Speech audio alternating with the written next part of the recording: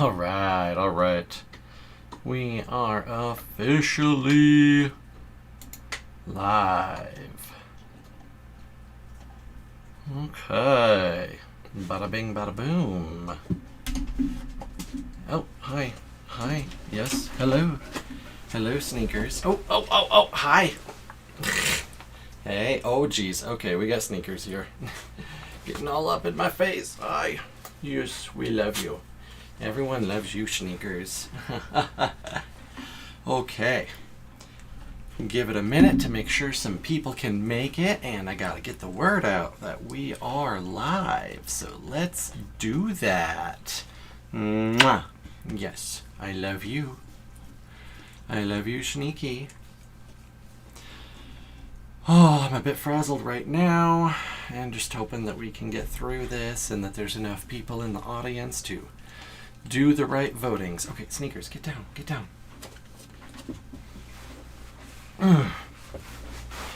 I was going to do a little more preparation, and I just barely got to this on time without doing any preparation. Because as it is, my son fell off of a wall playing tonight, and that was just a whole big thing, having to comfort him and all. The wife worked very, very late, so it was just a lot going on. But we are good here now.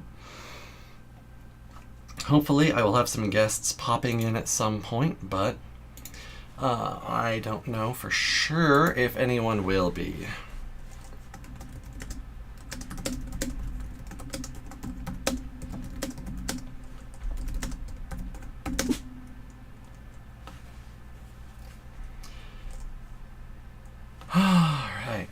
Anyone is in there in the chat, go ahead and give us a quick little hello. How do you do? Sneakers. No, we don't need that. No one needs that kind of negativity in their lives. I already know you're here. I already know you're here. All right. No. Get down, pup. Get down. Oh, Victor, yo, hey, welcome. Welcome back for part 2. Hopefully we'll be able to actually zoom through, get the rest of these done. I really should have cut it down from 32 to 16. I thought I could accomplish all of it, but nope. Not in one go, unfortunately.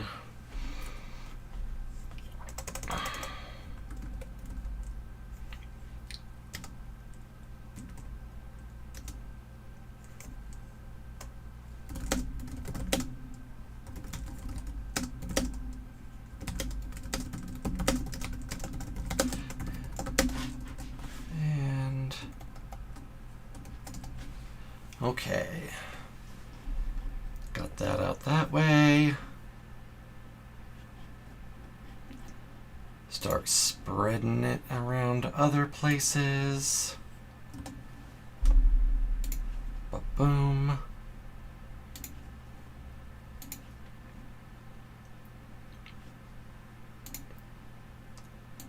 Maybe.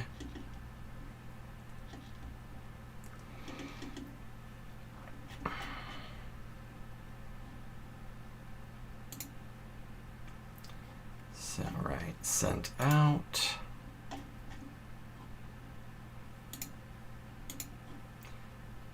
Wasn't able to catch all of the last ones, so I'll have to go back and catch up after. That's all good. No, don't necessarily have to do that. We will definitely do a little bit of catch up on where we're currently sitting at.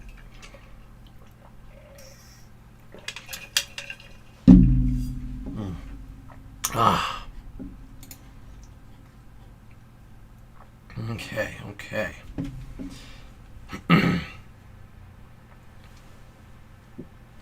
Hey, Aaron! glad you're here. That's awesome. Right now I'm just spreading out the word, trying to get it around that we've got part 2 going on here.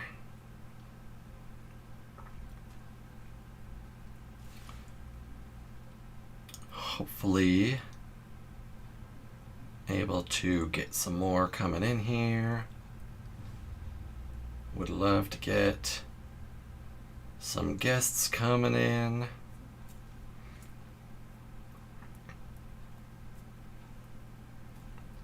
Bada bing, bada boom.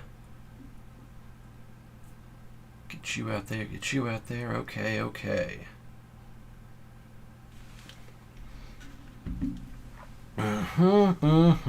All right. So now, let's go ahead and take a quick look-see at the tournament bracket and where things left off before. Actually, I should go ahead and do my intro, shouldn't I? Hey, all you heroes out there. I'm your professional protagonist, and welcome to part 2 of Hell Yeah Gaming's big 5-year anniversary / 1,000 subscriber live stream special. The tournament for the Elden Ring! Ha ha! We were not able to get through the entire thing in one go before because I'm a dum-dum who thought that I could do a whole great big debate discussion voting tournament thing with 32 seeds in one sitting. Which really just kind of goes to show, you know, my inability to plan certain things, right? But we are good, we are fine, and we are gonna kick some butt. So let's start by giving a quick little recap of where things were before. So, round 1, Mohg defeated Rolana. Melina defeated Godfrey. Count Emir defeated Patches. Malekith crushed Needle Knight Leda in the most one-sided, hilarious, over-the-top battle of the entire thing. Mesmer defeated Alexander. Placidusax crushed Tiolier. Vike defeated Blythe the Half-Wolf in a very, very close match. Rykard crushed the Hornsent and burned him alive, devoured him to be... Together we shall devour the gods. Sir Gideon Ofnir narrowly managed to defeat the Fire Giant in a close match that had to be tie-broken by my son. Oh, hi, Sneakers. Hello. Come on up, pup. Come on up. Mikola brainwashed Renala in a match that she could have won, but lost purely because of her debuff, but giving Mikola the one opening he needs to get that charm in. Egon, a true Drake warrior, narrowly defeated Bale! Vile Bale! In the rematch of the century. Starscourge Radon crushed Sir Onsbach in the Rhea Lucaria library. Melania, Blade of Mikola, defeated Ronnie due to her not having anything with which to spellcast. Radagon destroyed Godric. Midra very narrowly pulled a win against the Lich Dragon Fortisax. The loathsome Dung-Eater took victory against Morgott and his broken arm.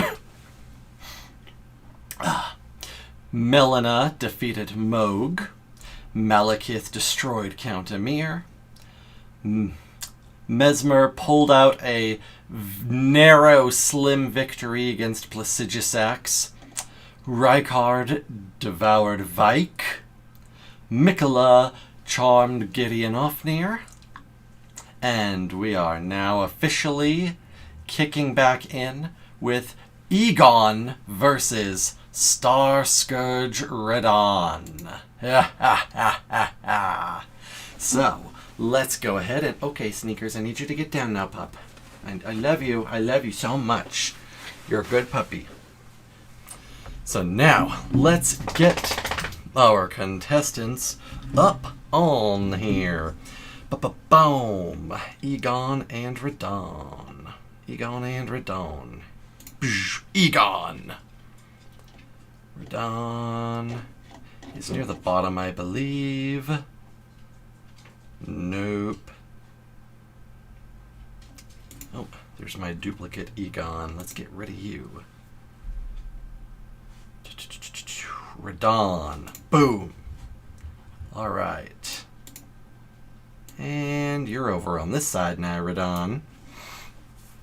But it's not just the contestants. We need to determine where they do battle. And for that, or well, first we determine what they're actually using for battle. And so, Egon wields the gravel stone seal. Okay. So that is going to give him access to all of his Dragon Communion incantations. Gravelstone Seal. Let's see, is there anything particular about the Gravelstone Steel that we need to double check? Lightning. Okay. Lightning related incantations it boosts. Alright. Fair. Buffs the damage of Dragon Cult incantations, yes. But not Dragon Communion incantations. But it still gives him access to those, which is very important. So now, what is Radon wielding? Red Bear's Claw. Excellent. So, as a reminder, this is Radon as we encounter him in game at the Warriors Festival. So, half dead from Scarlet Rot, legs rotted away, brain smooth, not wrinkle, not think so good, riding his horse Leonard. And so, where are they doing battle? They are going to be fighting it out in... We did Hellhorn Grounds. Hey, the Wailing Dunes! Exactly where we find Radon. He's got that... he's kind of got a home field advantage there, in a way. But... not really. There's not really a lot there for him to have advantage with. But how hilarious, how hilarious is it that he ended up over here? Now, Wailing Dunes. Where? There we are. Wailing Dunes. All right. Now, the Wailing Dunes, it's got tons of weapons just kind of lying around, strewn about the place that can be grabbed and taken. And the cool thing about Egon is that he is a battlefield scavenger, so he is no stranger to grabbing anything lying around and using it. So I think that's something good for him. Unfortunately, there's the big open area.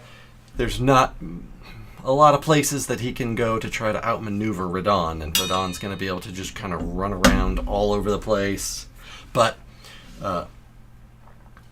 yeah, he does have access to his Dragon Communion incantations, and he can grab pretty much like any basic weapon that you can imagine. So Egon's still sitting at a pretty decent spot, I would say. But now it's time to determine if there's any modifiers. So, are they going to have any buffs or debuffs? Egon is buffed, and Radon is debuffed. Okay, this could be the winning combination. Egon has the Crimson Sapping Cracked Tear. All right. Now let's see. For the purposes of this, let me just double check. That's the one that gives you increased attack, but but it saps away your health, right?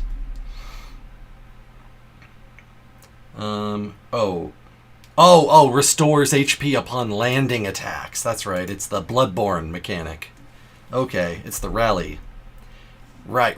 Cool. So, right. So, Egon, with his Gravelstone Seal and able to scavenge any weapons off the battlefield that he wants, is going to be able to restore his health with every attack he lands on Radahn.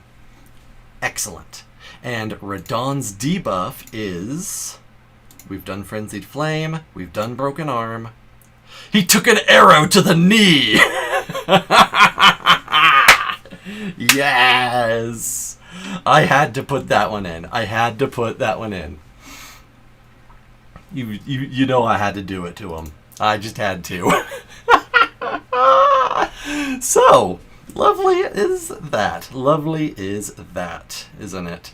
So, the Wailing Dunes, anyone can just scavenge the weapons around. Egon's got a seal. He can do his incantations. He's in a good spot. And every blow he lands, he heals some health back. Radahn took an arrow to the knee, which is not going to slow him down all that much because he's already riddled with arrows and spears. Oh. But it's still one little extra scratch of damage against him, right? Alright, so let's discuss ideas. I think that Egon is not the best warrior to be battling Radahn, and this is not the best place for him to be battling Radahn. But I do think that having full access to all of his incantations will be a great big boon here, and being able to heal off every hit he lands is going to be great as well. Now, Radahn, with those red bear claws, he gets in close. Radahn's strength with the bear claws make mincemeat of Egon pretty quickly. So, I am not certain how much the Crimson Sapping Cracked Tear is going to help Egon out. But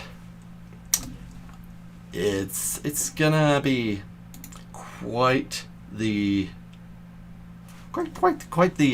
fun time. I'm trying to go back and double check what incantations we know he has. If there is a place that I can find that information.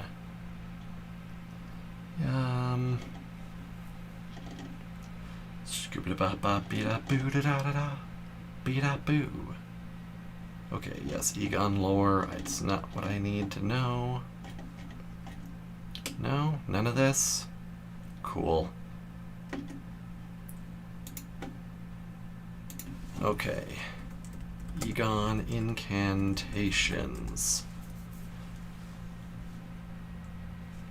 What are the incantations that he knows? Hopefully, I can find a list of those.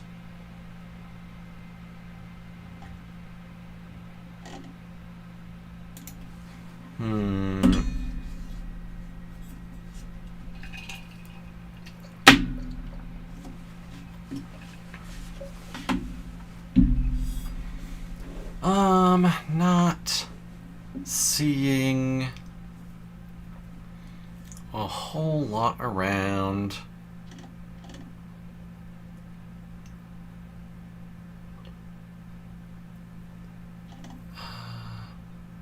Come on, come on.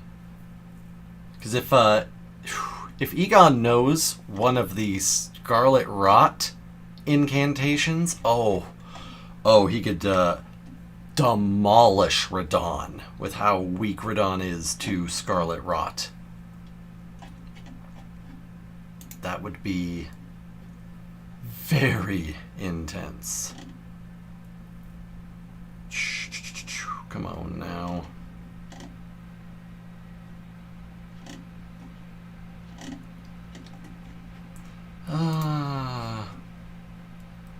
And if anybody can think of them, or if anyone else is able to find them, then definitely drop them in the chat so that we can know for sure.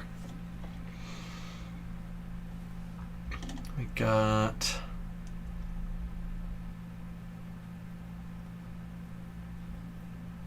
Apparently his internal reference data is Dragon Communion Ahab. That is hilarious.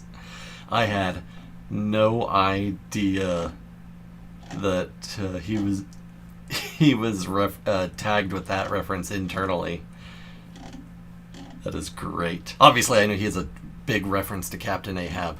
I just didn't know he was tagged like that in the files. That's really entertaining. Come on. No.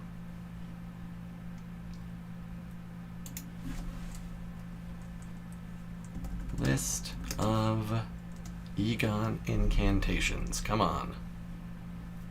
No, I don't care about freaking your AI BS, Google. And yes, one incantation in Elden Ring is Black Flame. That has nothing to do with Egon. Nothing to do with Egon. Man, I cannot find any list of the incantations that Egon uses anywhere. But I say it's fair that we give him all the basic ones, though. He's a pretty mighty, pretty powerful Drake warrior. So I think that's good. I think that's fair. And with this being Radon, who is not at his best, Egon can get pretty much any basic weapon lying around he wants in the Wailing Dunes. He's got all the basic Dragon Communion incantations. And Radon took an arrow to the knee. Oh, that could be really, really cruel and say that it was Leonard that took an arrow to the knee. Oh, that'd be mean. That would be awful. No, I'm not doing that. I'm not putting the arrow in Leonard. Too cruel, too cruel. All right. Well, since I'm not seeing any thoughts from anybody else, I'll go ahead and start the poll, and we will see who wins, Egon or Radon.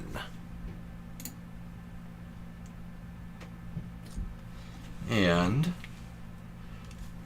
have at it, have at it. Let's get those votes in, people. Do do do do do do do do do do do do. Shkooba ba ba be da boo ba ba da da ba ba da bee.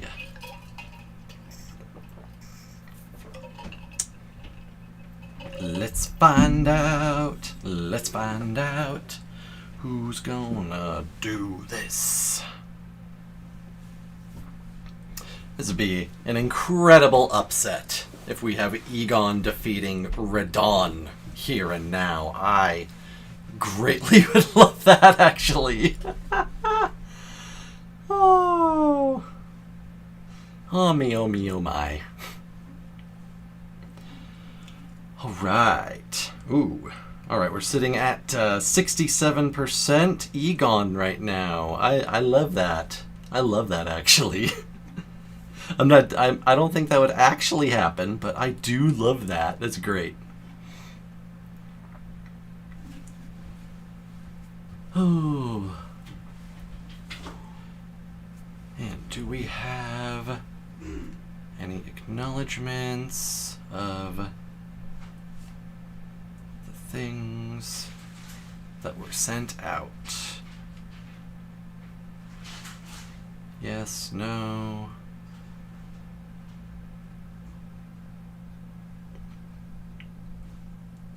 Bada boom.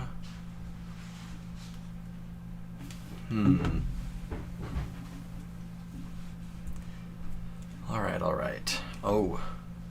Oh snap, we got a 50-50 split now.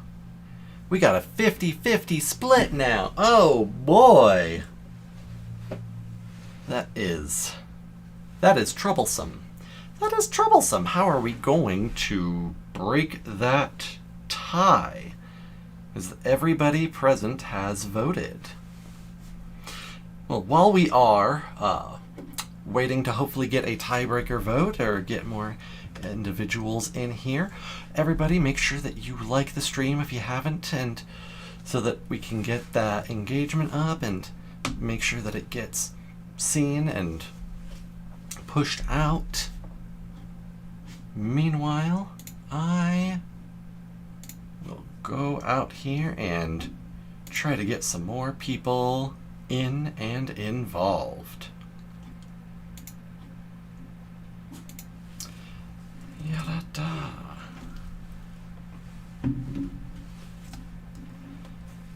Come now, one and all.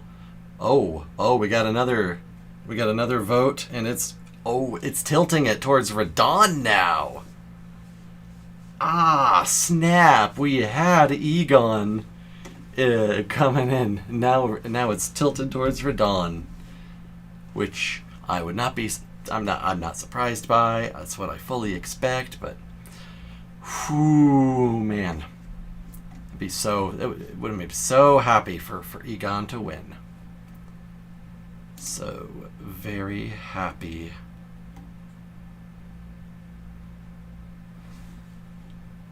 Come on now.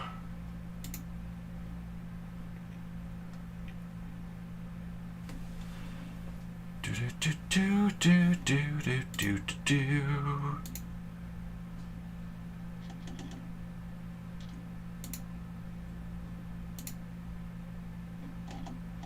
And hopefully that gets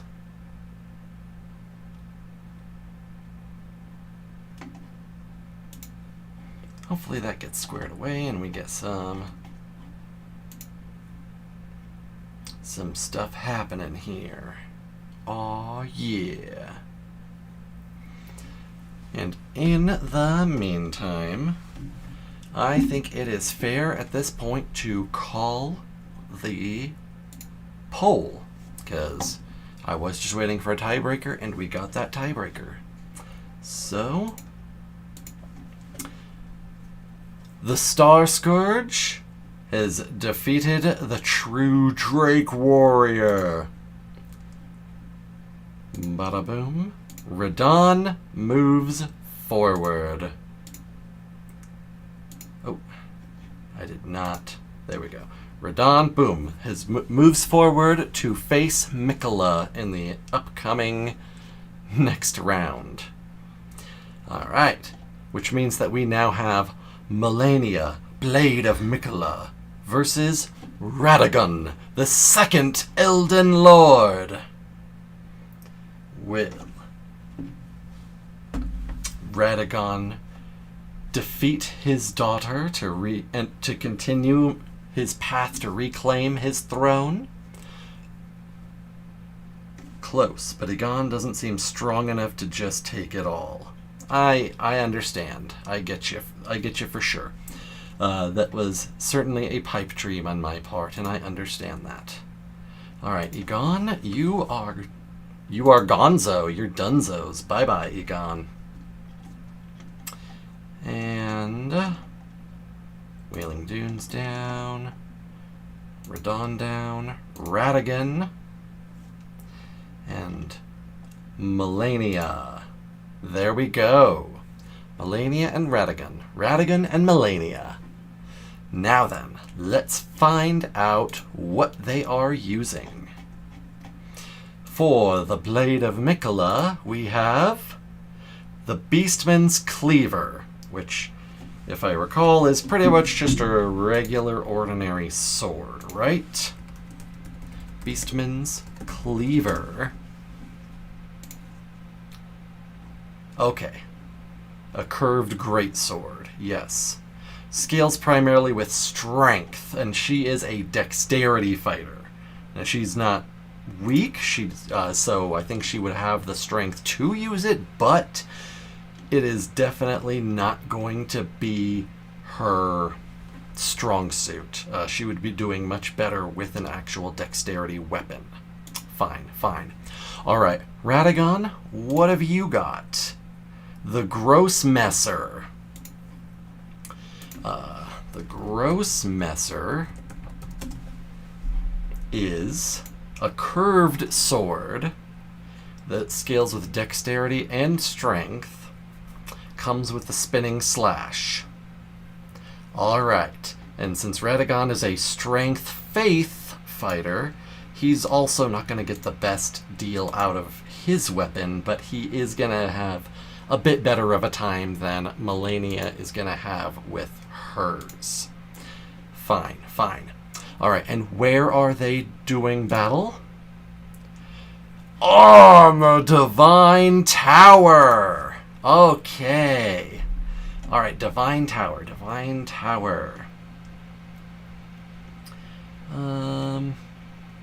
Boosh. There we go.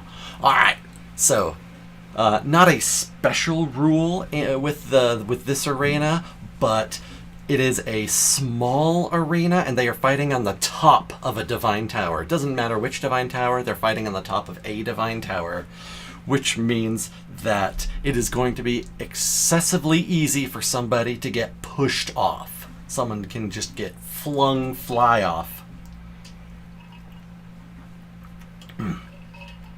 Okay, so with that in mind, now we need to determine if they are going to be having any buffs or debuffs. So, Melania is buffed and Radagon has no modifier. Alright, Melania, you... we've had the Opaline Crystal Tear before. Have we had the Lord of Blood's Exaltation? I'm going to say no, we haven't. And Lord of Blood's Exaltation means that every time a bleed effect procs on anything, you get buffed. Cool. Neither of their weapons naturally have bleed, so it's not really going to come into factor here. At least I believe neither of them have bleed, right? Grossmesser doesn't, and yeah, Cleaver does not either. Cool. Yeah. So the buffs are not coming into play here then.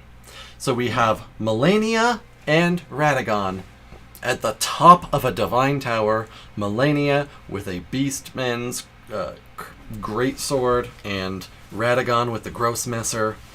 So let's figure this out. Who is gonna win? Radagon, I think, has a much better chance of knocking Melania off than Melania has of knocking Radagon off. Well, actually, no, she's got the much heavier weapon. But Radagon has his big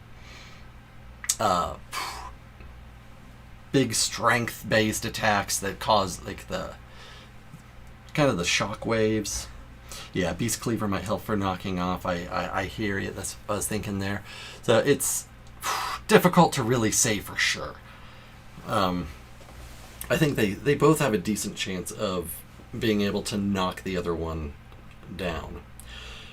But then we also need to remember Melania can bloom at any time and unleash the Scarlet Rot. And part of that also is, oh god, she gets her wings. If she blooms, she gets her butterfly wings. So getting knocked off is irrelevant to Melania as long as she chooses to give in to the rot and bloom. Okay, that's a huge benefit. So, at that point, she could win either by knocking Radagon off the ledge or just, by dealing enough damage. And Radagon will only be able to win by delivering a death blow. Okay. Oh my god. I would love to see Melania pull off a waterfall dance with the Beast Cleaver. Oh my god, that would be the freaking funniest.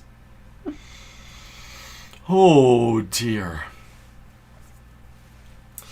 But and if she blooms, then her Scarlet Aeonia spell with its big rot explosion would also, lead to most likely being able to knock Radagon off the edge.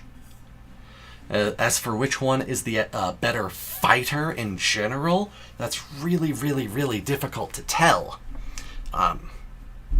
Radagon is kind of like a 50-50 warrior and faith, faith-based spellcaster, faith wizard.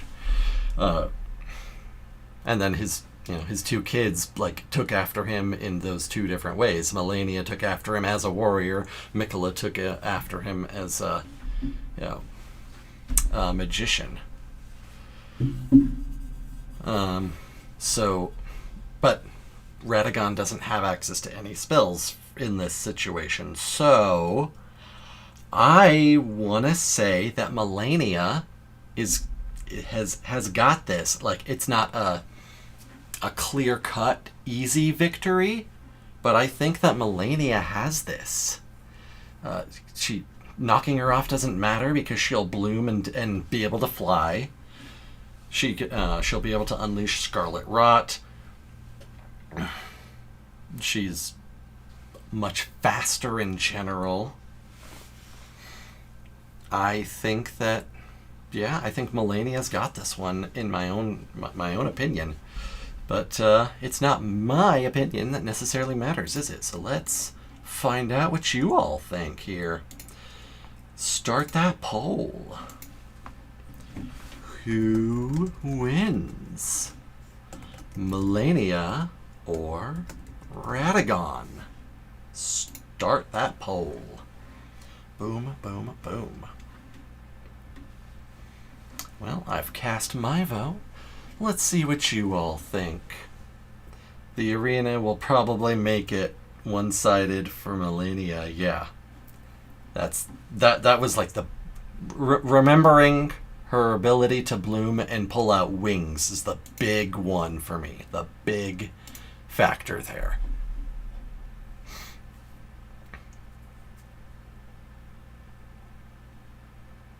I am very confident in her ability to pull out a win on these conditions, for sure.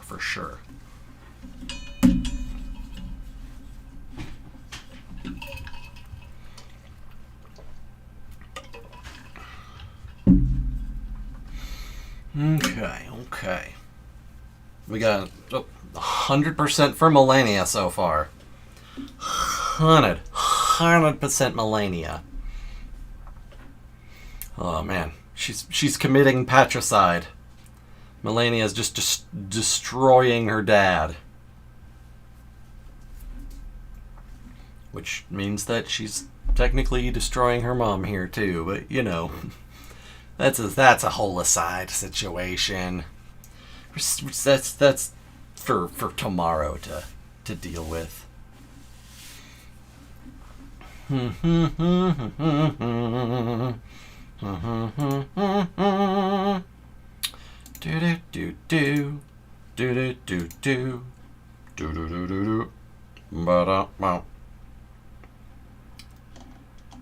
While this is while we're waiting to get any other votes going on in here, I'll say, how was your day? I want everyone to tell me how their day was. My day was fine. It was okay. Until I got home, and then my son fell off of a wall while playing outside. That was a whole thing, but, you know, I comforted him, loved on him. And then he wanted me to draw him a dragon, and I promised him, I'll draw you a dragon, it just won't be tonight. And that was not acceptable to him. That was not acceptable. He wants that dragon now. But 7-year-olds. I love that boy so much. Alright, we still just have the same number of votes, but we got 5 viewers in the chat. So let's see some more votes pop in there. Let's see more votes go in. I wanna see it.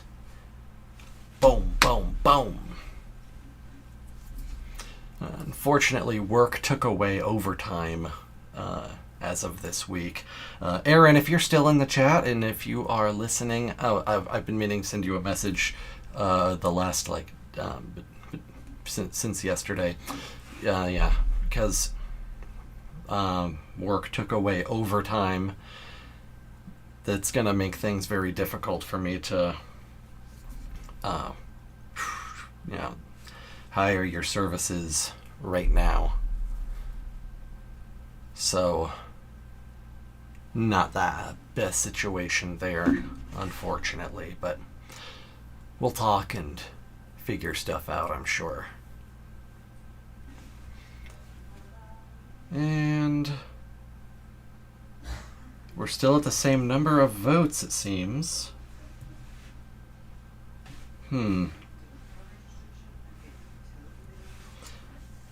Unless... Yeah, no, we're still at the same number of votes, but we've got...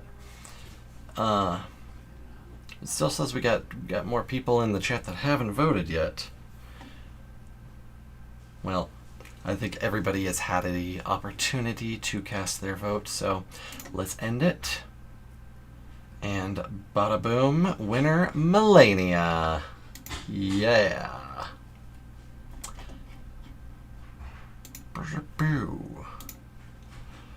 The Blade of Mikola defeats the father of Mikola.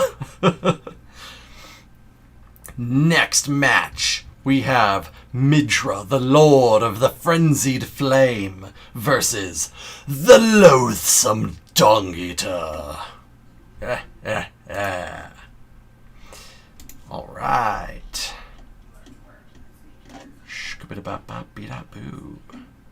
Divine Tower is now gone.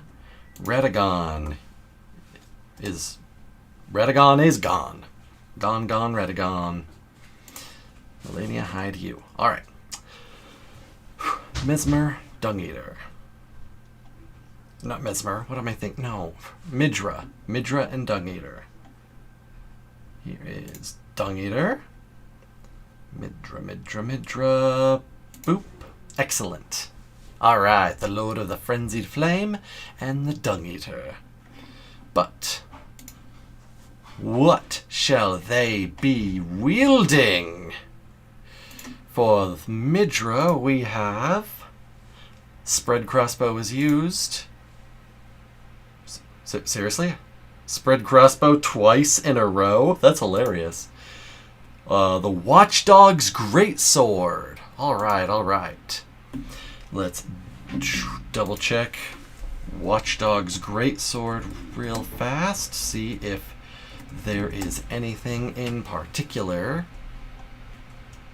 that we want to... Alright.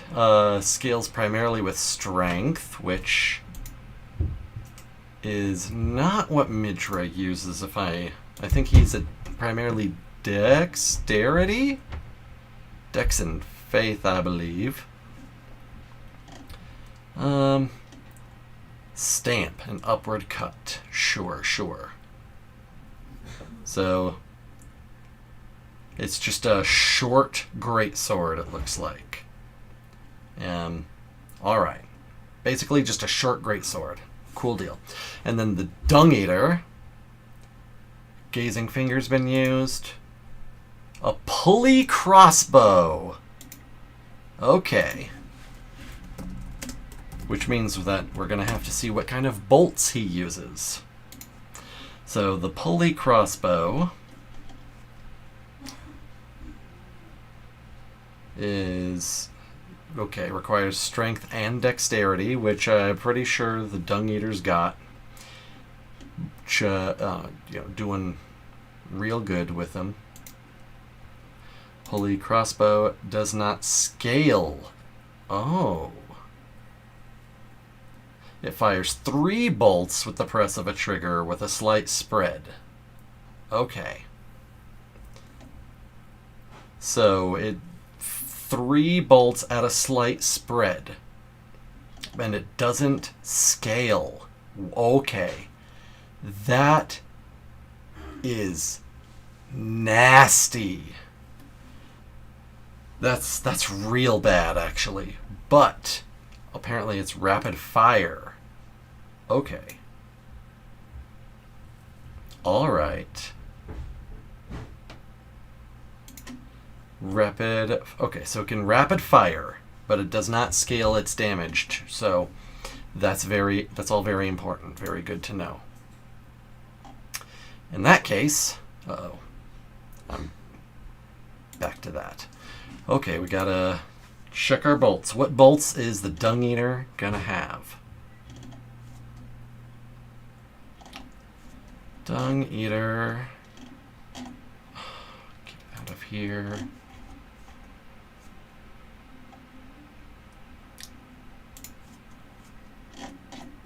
Bolts.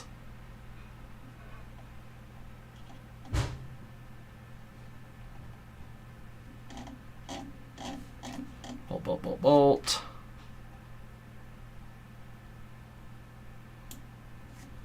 Neom.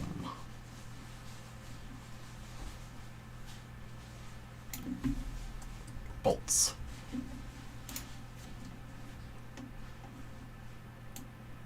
Neom. Okay, nope. Nope. Nope. Okay, black key bolts, which is Scarlet Rot, if I do remember correctly, and I'm pretty sure I do. Black key, yes, black key, yep, Scarlet Rot. Okay, so that means we have Midra using the Watchdog's Greatsword, and the Dung Eater with the Pulley Crossbow with Black Key bolts. Rapid fire plus Scarlet Rot. Okay, that's huge.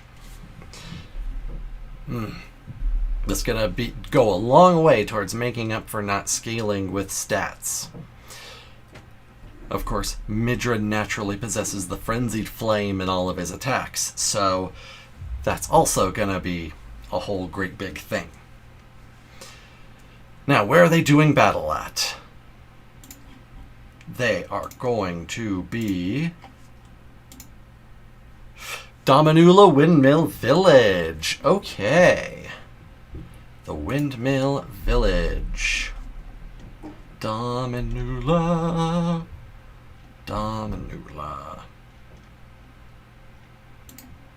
Boop. Okay. So, Dominula Windmill Village is not doesn't have any special rules to it, but as you can see, there's a lot of obstacles, a lot of elevation, verticality, a lot of structures and whatnot, which will make maneuvering around, positioning all the more important. So it could definitely interfere with the Dung Eater's ability to get a good shot with that crossbow, or it could give him lots of opportunity to take cover, assuming Midra doesn't just burn the damn place down. Now then, do we have any modifiers for these guys? Midra is buffed, and Dung Eater is no modifier. Midra, what do you got? Spelldrake Talisman. So he is going to be extra resistant towards... No, we had the Spelldrake Talisman used before. Never mind. Oil-soaked tear. Oh my god. Okay. Wow. All right. So, oil-soaked tear. The Dung Eater's covered in oil. Midra, the Lord of Frenzied Flame. You know, I could see the Dung Eater pulling a victory in some situations with a rapid-fire crossbow that, you know, fires Scarlet Rot. But I think the vast majority of the time, Midra's got this. I think... oh boy. Midra. They step out. Would Frenzied Flame proc the oil, though? Yeah, any fire attack procs oil. Oil increases the damage of any fire attack. All of Midra's attacks naturally are writhing in flame. It is 100%. Absolutely does. So, yeah. Dung Eater and Midra appear in this windmill village. Dung Eater's just doused in oil. He's running around in big, bulky, heavy armor that's not that maneuverable. Very, very protective. Very protective. But not that maneuverable. With his rapid-fire spreading crossbow.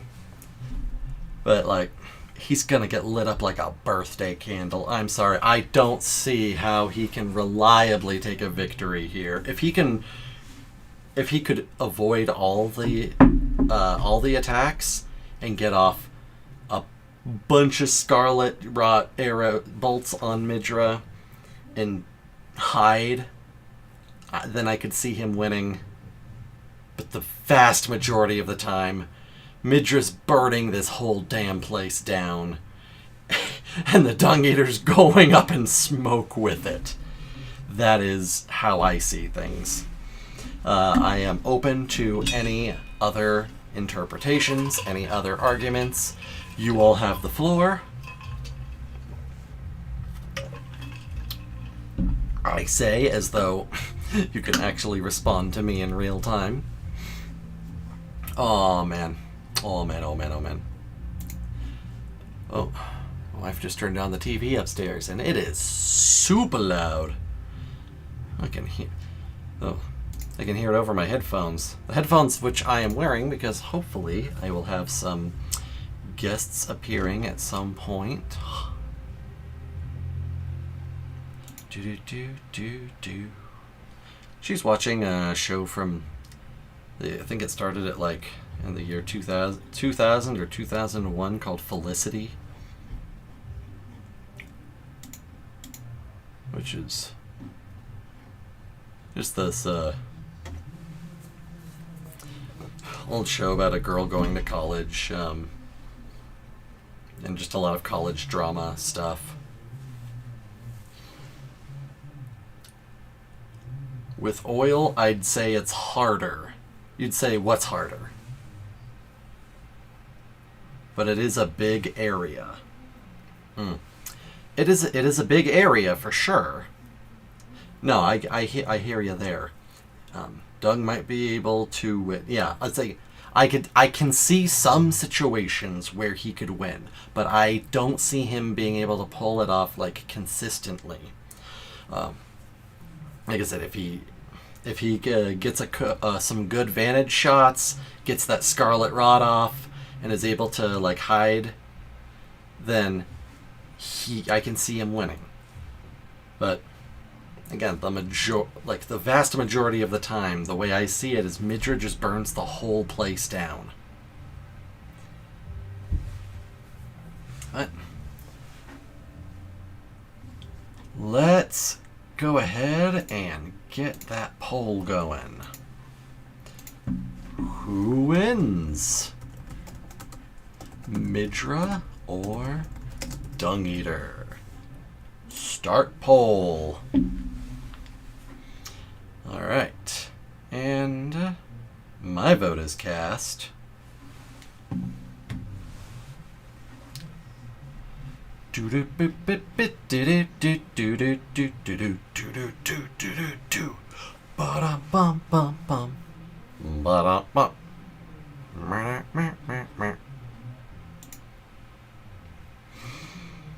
Okay.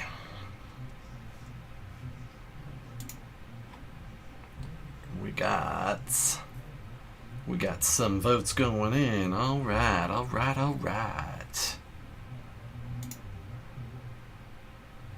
Now we got 100% Midra here right now, which I think is very fair. I think that is very fair. Give it a little tiny bit more time.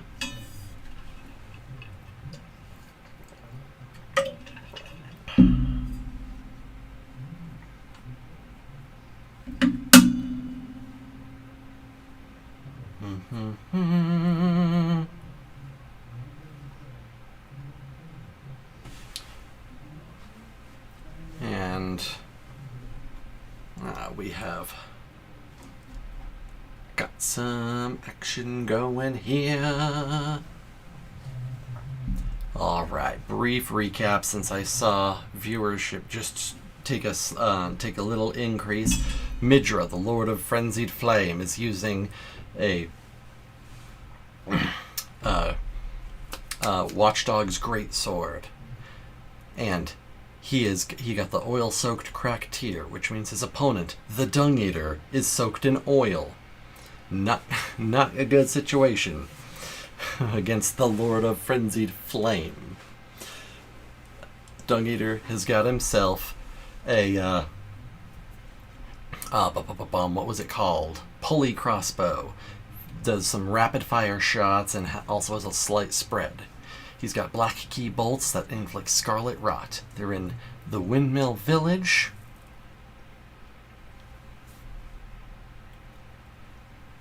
And I'd say that while Dung Eater's got some advantages, Midra gonna be roasting him alive here. Let's get any votes in there that are still waiting. Any votes that have yet to be cast them now. Cast them like a glintstone spell. Fring, fring, fring. Let's do it.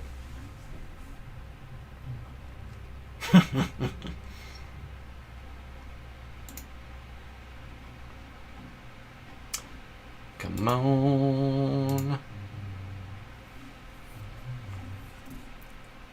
And I think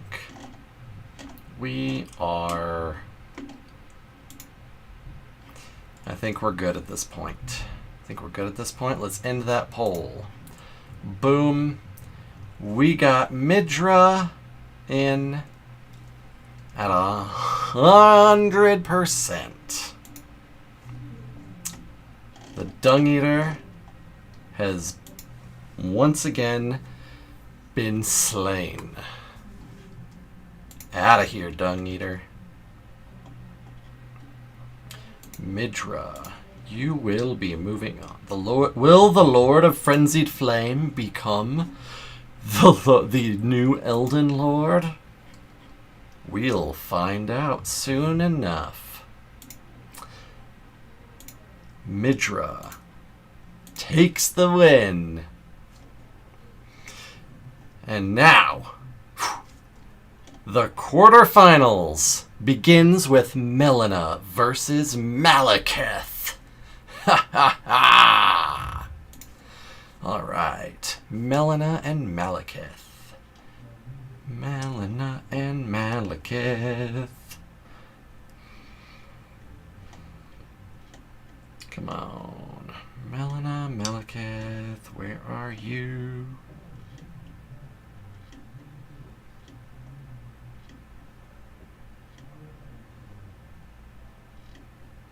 Malekith.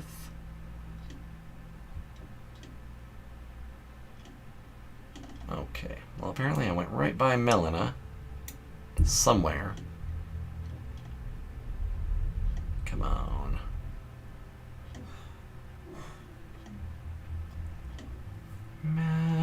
Melina.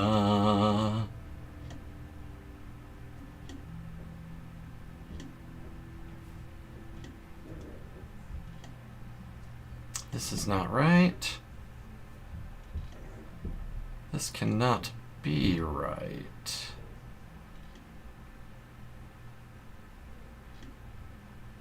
Oh, there's literally right on top of Malekith. Oh my god. She's literally right on top of... Oh, now she's literally right on top of Malekith. Right here. On the list. On my image list. She was right on top of him. Do not know how I missed all of that. Oh my god. Alright, alright. Melina and Malekith. Now let's find out what they are using. Melina's gotten pretty lucky so far. So, Melina is wielding Claws of Night. That was already done. The Celebrant's Cleaver. I don't think that's going to be too good for Melina. Celebrant's Cleaver is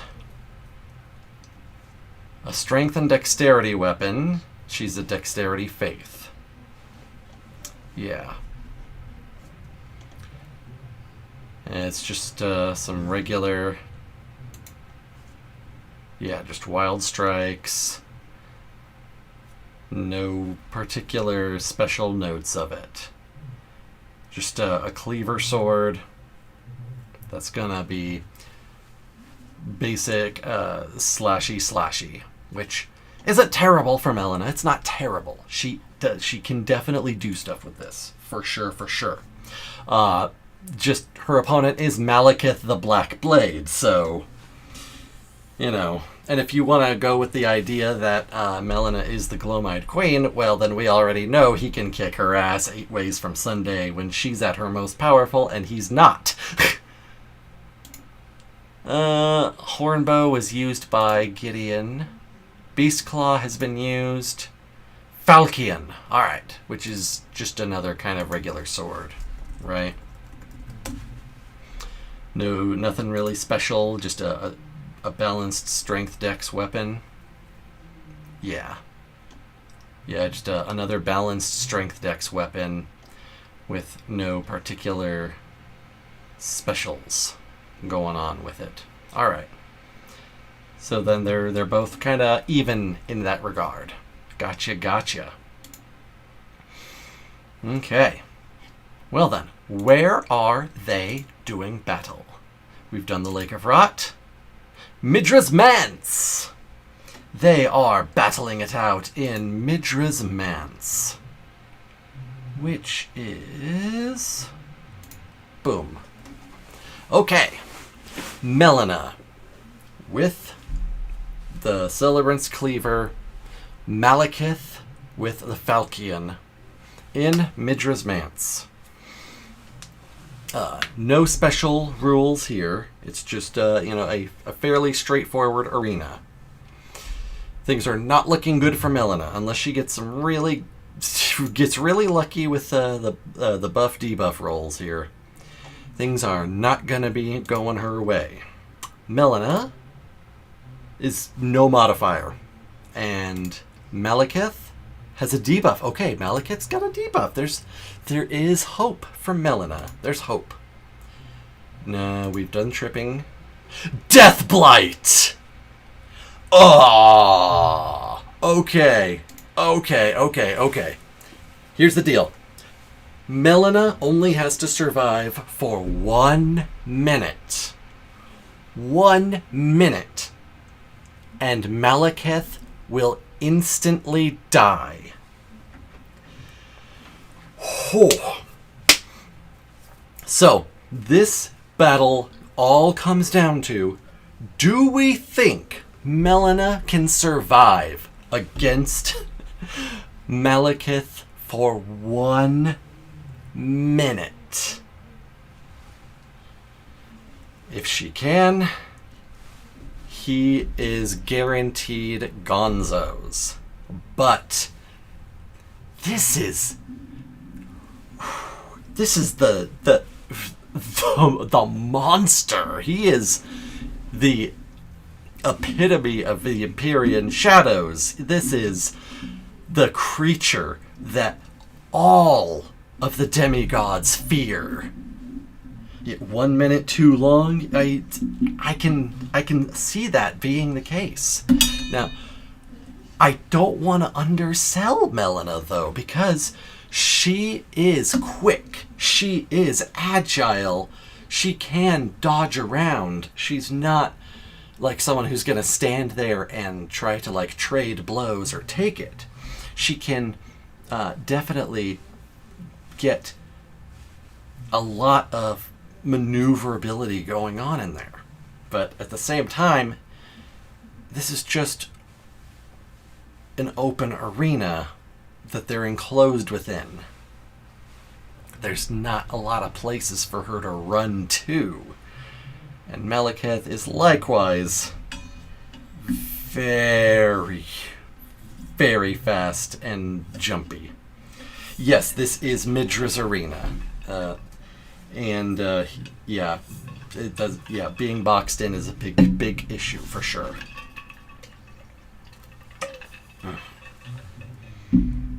Oh man.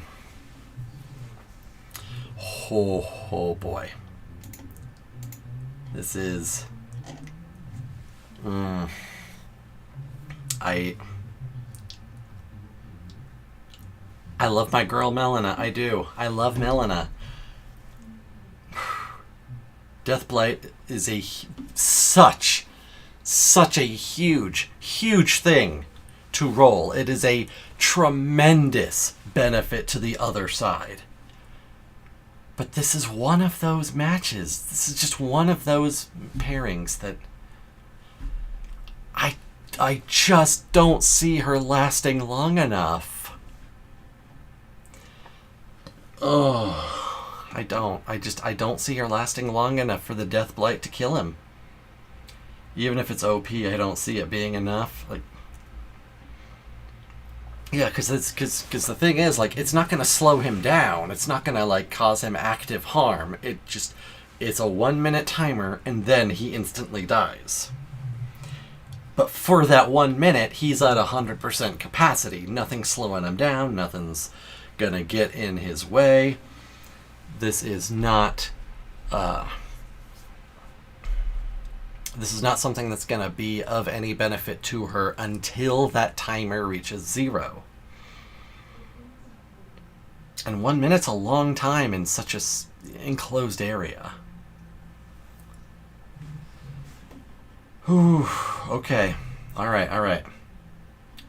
Yeah, the debuff isn't really a debuff. More like, well,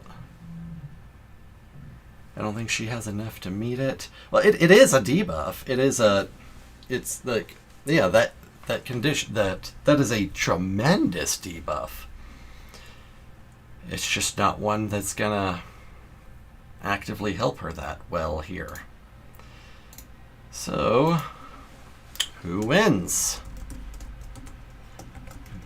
Melina or Malekith? Wait, let me make sure I'm spelling that right.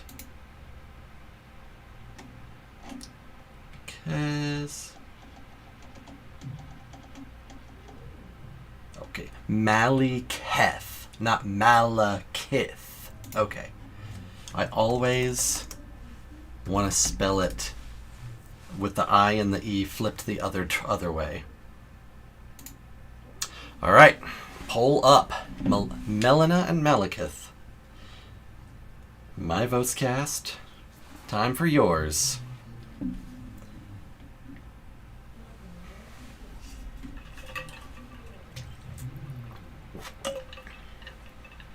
And I don't see the Black Blade stalling long enough for him to die. I just don't.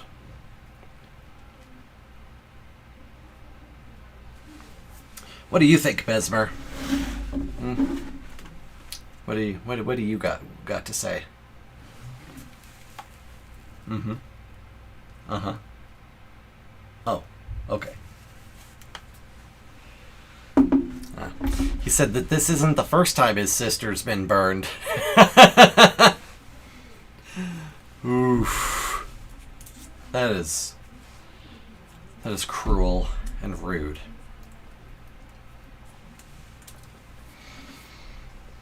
Okay. All right.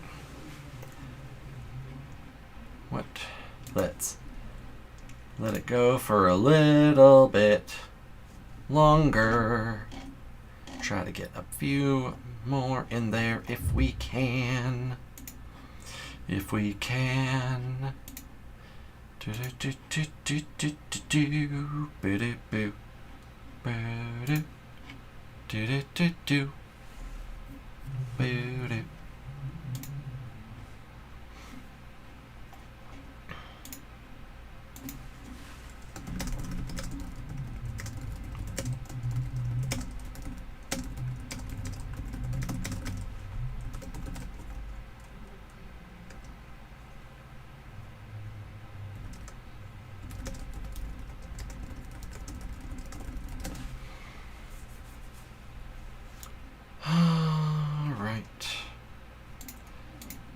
Check it again. Doesn't seem to be changing and only showing. Yeah. Yeah, okay. Just us at the moment. Well, that's fine. That's fine. Give it a few more moments. Few more moments.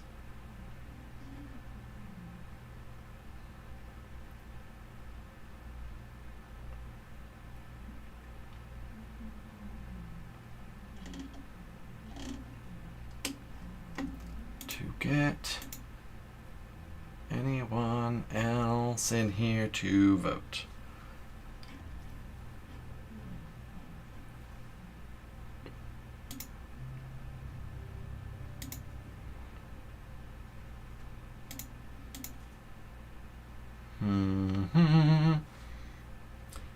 Okay. We just had someone else pop up. All right, cool deal, cool deal. Since you just popped in, quick explanation. Melina and Malekith both have more or less basic swords. They're in Midra's Manse, so fairly enclosed arena. And Malekith will die by Deathblight in 1 minute if he doesn't defeat Melina first. And I don't see that happening. I don't see him lasting. I don't see Melina lasting long enough in this situation. Come on, come on. Let's get that vote in. Nope. Okay. Alrighty. Well, let's go ahead and end this so that we are not extending this any longer than it needs to be. And with that, Melina has been... Melina has faced death's destined death.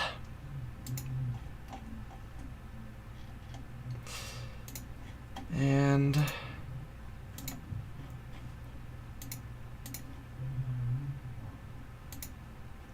let's do that. Boom. Malekith moves on.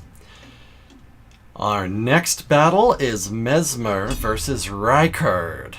The battle of the flame-wielding serpent gods. Oh, I love it. I love it. All right, Mesmer Rykard. Let's do this. Boom. Rykard. Oh, Whoa, not what I wanted to happen. Come on. Rykard, you're over on this side now. And Mesmer.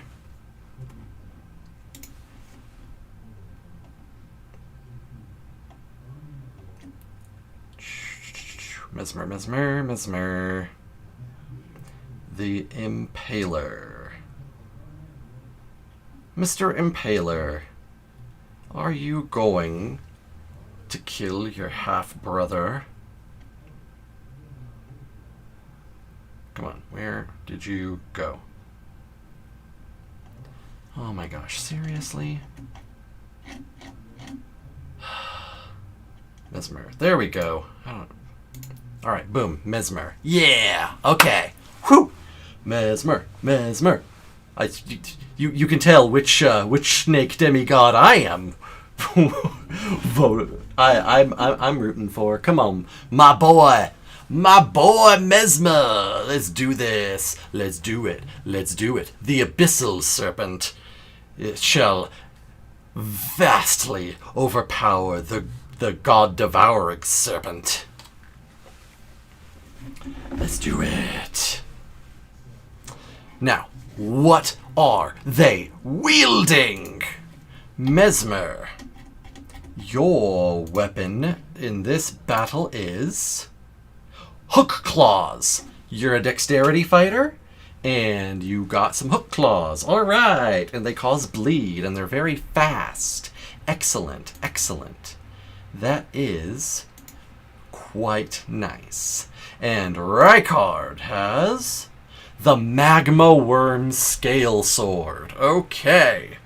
Great, big, heavy, great sword, which I believe creates magma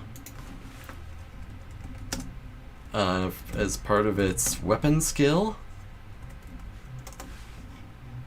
If I'm not mistaken, scale sword. If I'm not mistaken, it is a strength faith. Yep. Deals additional fire damage. Yes, which makes it it's exceptionally fitting for Rykard for sure. And then yes, it's the magma guillotine. Boom. Yes, creates magma. Boom. All right. Well, so we got Rykard, big giant ball serpent. He's got big magma worm scale sword, more fire, more magma. Mesmer has got hook claws, bleed, and his natural fire. Both of them are resistant to fire, though. So, at the moment, I'm giving the advantage towards Mesmer just because he has bleed that he can inflict. But that can change with so many other factors. Like, where are they fighting? Let's find out. Agil Lake.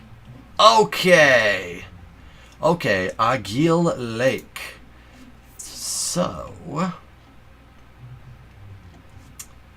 Agil Lake.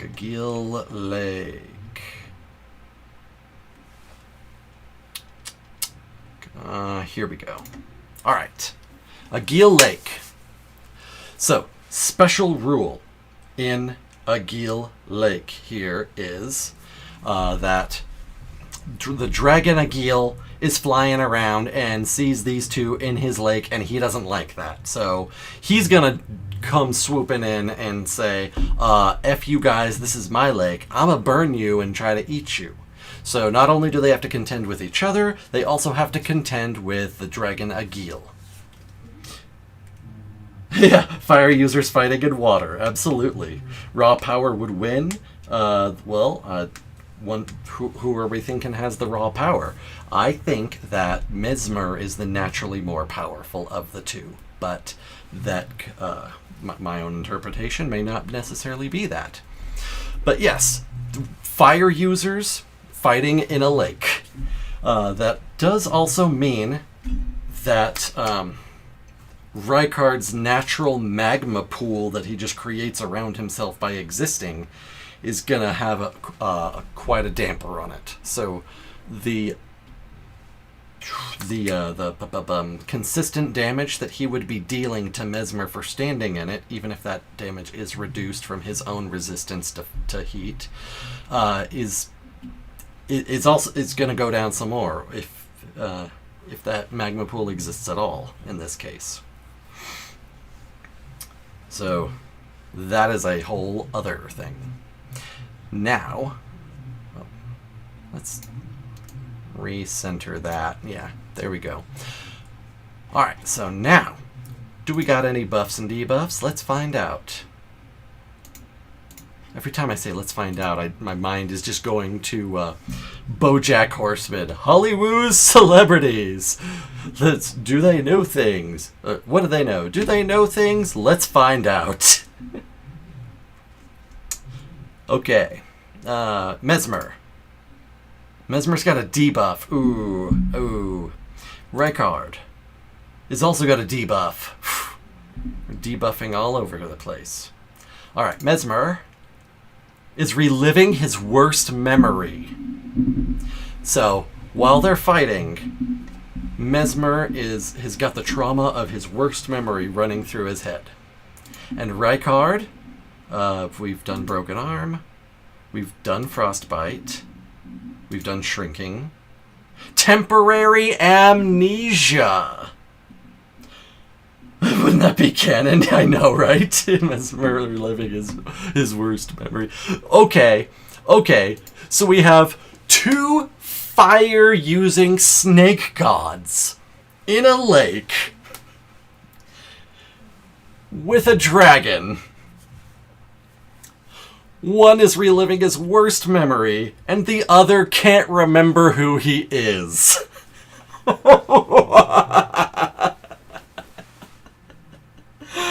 Oh, God. Oh, God. Okay. So first of all, I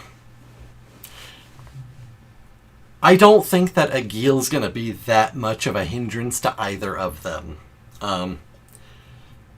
Rykard, you could just, like, smash him, like, real easy. Spoosh. And, oh my God, Rykard. Okay, Rykard, he's got temporary amnesia. Alright.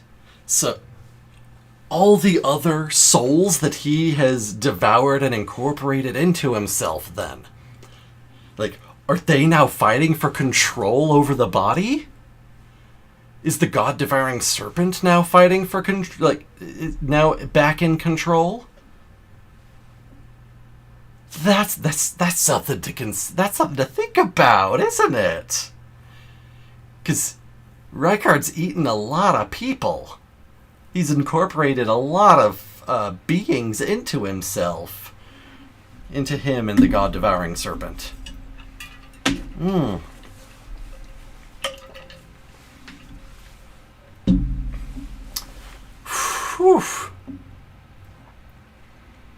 And I think Victor, you're right about, like, Mesmer reliving his worst memory is pretty much just canon. Like, he's already doing that.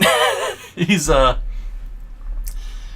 very fact that, like, he's been banished and is forced to commit horrific genocide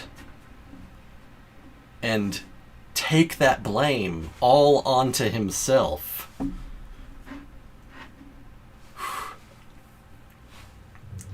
Oh, man. Yeah, Rykard, I think, just smash Agil like a bug. Mesmer, just, like, dice Agil up like real easy with those claws. So yeah, because that's his final cry too. I would safely assume he thinks of that during his fight with us. Yeah, absolutely. I think that's ooh god, my ear is getting. I'm 100% on board with you on that. Completely and totally on board there. But like yeah, the bleed effect is going to have a lot more impact than either of them being able to use fire or magma. I mean, same in this situation. And then like yeah, the lake is going to be putting out like all of the magma and fire. Agil himself, not that big of a deal, I don't think. And Rykard is he's got a crisis of identity right now. Who am I? Wait, why am I here? Why are we fighting? Why am I a giant writhing snake person? Man. So with that, I think, and then just natural power, I think, is in favor of Mesmer as well. What do you, what do you think, Mesmer? What do you got to say about this? Uh-huh. Mm-hmm. Oh, gotcha. Okay. Man, you're just, oh boy. He says that, first of all, he doesn't have a worst memory to relive. All hail his mother. And secondly, he is the one true snake god. No, Mesmer would never say that. He despises that aspect of himself. Oh, man. But then, yeah, if he breaks the seal of grace in his eye and goes full abyssal serpent as well, then, yeah, we got two giant snake monsters duking it out. Which, again, yeah, I think we got... I think it's pretty... I'm like 70% Mesmer, 30% Rykard is like how I'm feeling in my mind. Pretty solidly Mesmer. But let's go ahead and see what else is thought of. Who wins? Mesmer, Rykard. Start that poll. Bada boom. Oh jeez, oh jeez, oh jeez. I didn't. Okay, got my vote cast.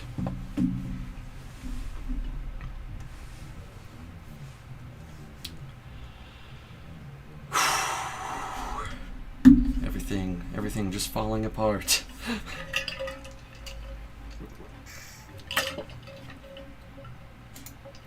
I am such a frickin'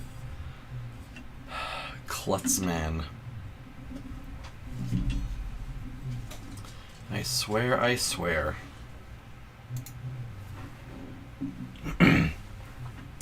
can't pick anything up without dropping it at least 2 times first.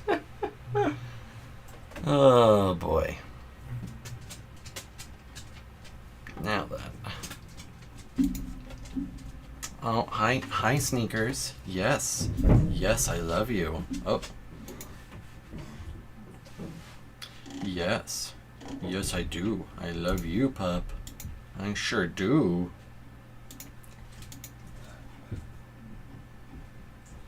You're a good boy.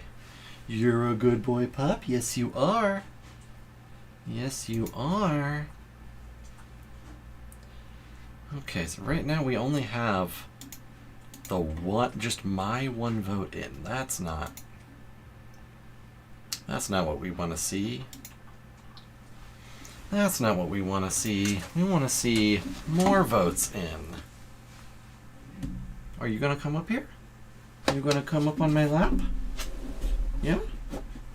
Oh, yes you are. Hi! Hello. Hello, Sneaky. Oh boy. Oh, you want a belly rubs. You want a belly rubs, a belly scratches. Yes, you do. You want our belly scratches. Oh, okay. I love... He just like he wraps his legs around my arm to like hold me in place like he's giving a hug. It's so cute. I love it so freaking much. Yes. Yes, I do. Because you're a good boy. You're a good boy whom I love. All right. Now we got another vote in. Come on, let's get more vote going on. Let's get more vote going on.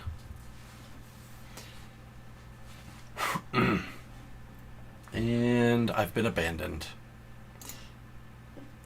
The pup is gone. Pup no longer wishes to be with me. He says, I hear Mommy making sounds upstairs, Daddy. I must go see what Mommy's doing in the kitchen. For I'm starving, Daddy. And if Mommy is making sounds in the kitchen, then that means that Mommy may feed me. Indeed. Oh, come on. I saw us temporarily get up to more people. I would like to see more people. But sadly, I do not think that is going to happen right now. Well, much sad face. Big sadness. Oh, well. Let's go ahead and end that poll now. Bada boom. Mesmer takes the victory. Shkabadaboo. And that means that Mesmer has also taken the Miquella's Great Rune from Rykard. So if he goes up against Miquella, which the only way that would happen is in the finals, then he will not be able to be instantly charmed. Very big deal. Alright, Mesmer, congratulations. Rykard, do better next time.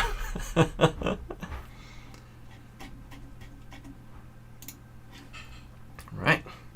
Mesmer is the winner! Yay! And in the semifinals shall go and do battle with Malekith. Next up we have Miquella versus Radahn.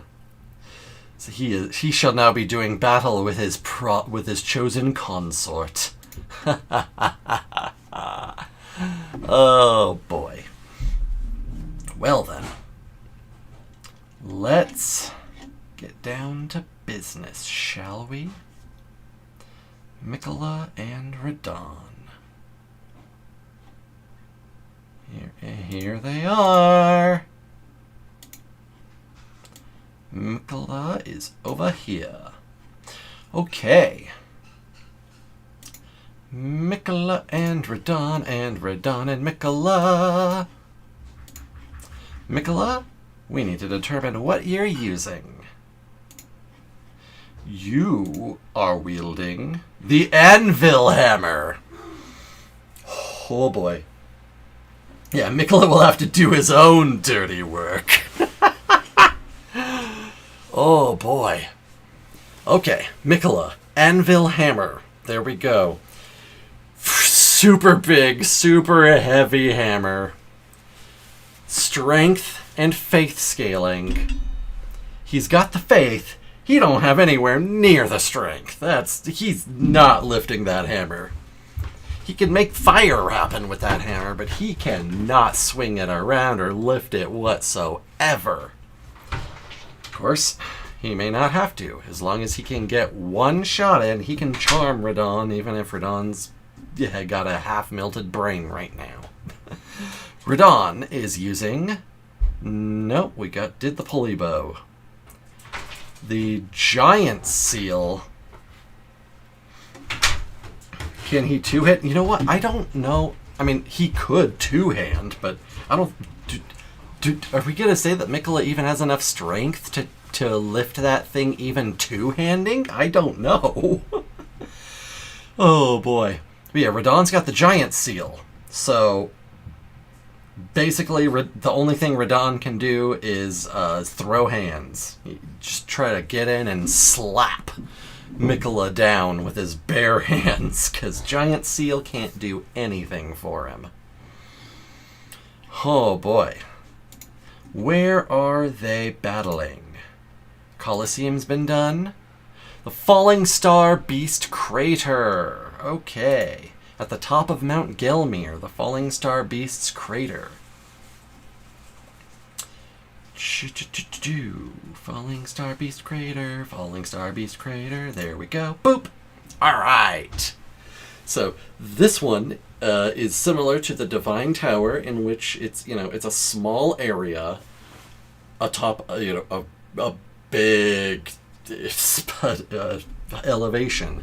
Very easy to just get knocked off, tossed aside. This one comes with the added the added rule that you're not just dealing with the falling star beast. We got falling stars coming like constantly.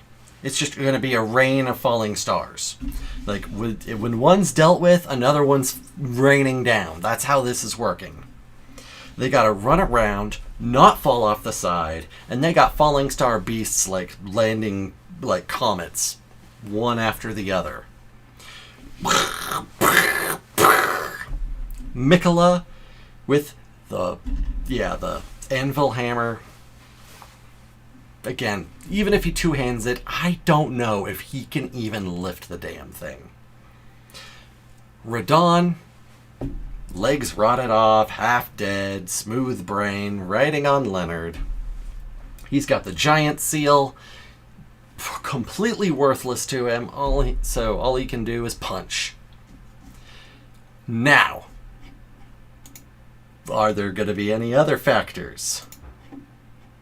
Let's find out. Okay, Mikola, no changes. Radahn, no changes. So there are no other factors. No other factors. Everything I have described is exactly how it is. Okay, well, in this situation, I guess the real question that we want to ask is, can Mikola survive the Falling Star Beast onslaught long enough to charm Radahn? Or can he charm the Falling Star Beasts? Because that is a very good question. Would they be affected? I mean, because if they can be affected by his brainwashing, then that effectively means that he's just everyone that comes and lands in the crater, he's just adding to his little army to fight off Radahn until he gets a chance to charm him. You're thinking probably not, Victor. Give me your reasoning. I can think of ways why it may or may not work both ways. So let me know what you think. They would have to miss him first. I mean, fair. They would have to miss him, sure.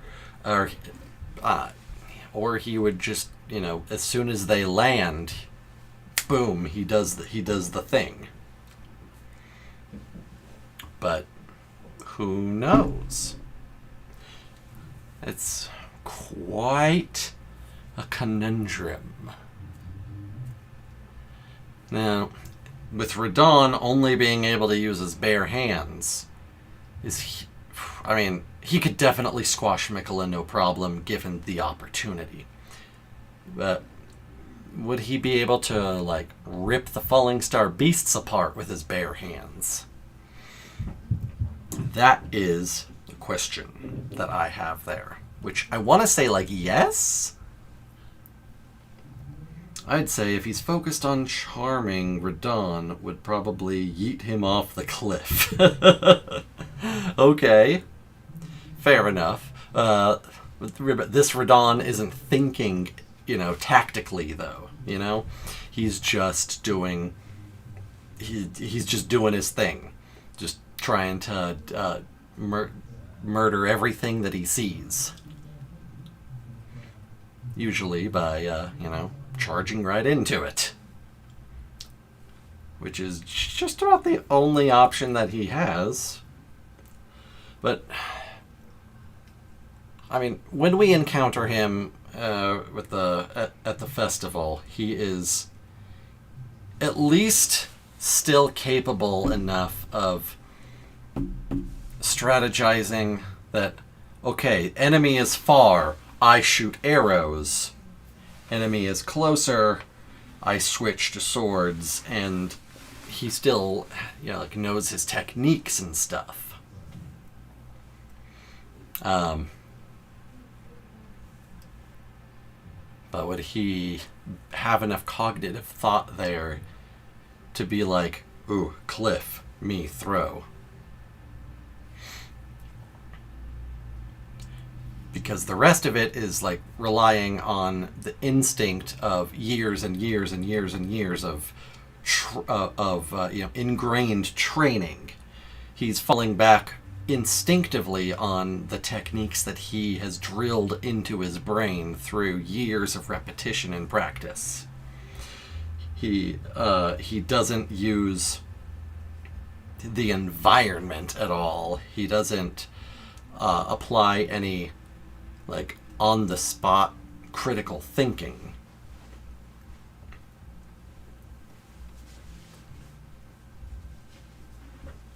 So I'm not 100% sure that would be the situation there. Now, that all being said, I sincerely don't think Mikola would get the chance to charm Radon in this situation. If it was just the two of them, maybe.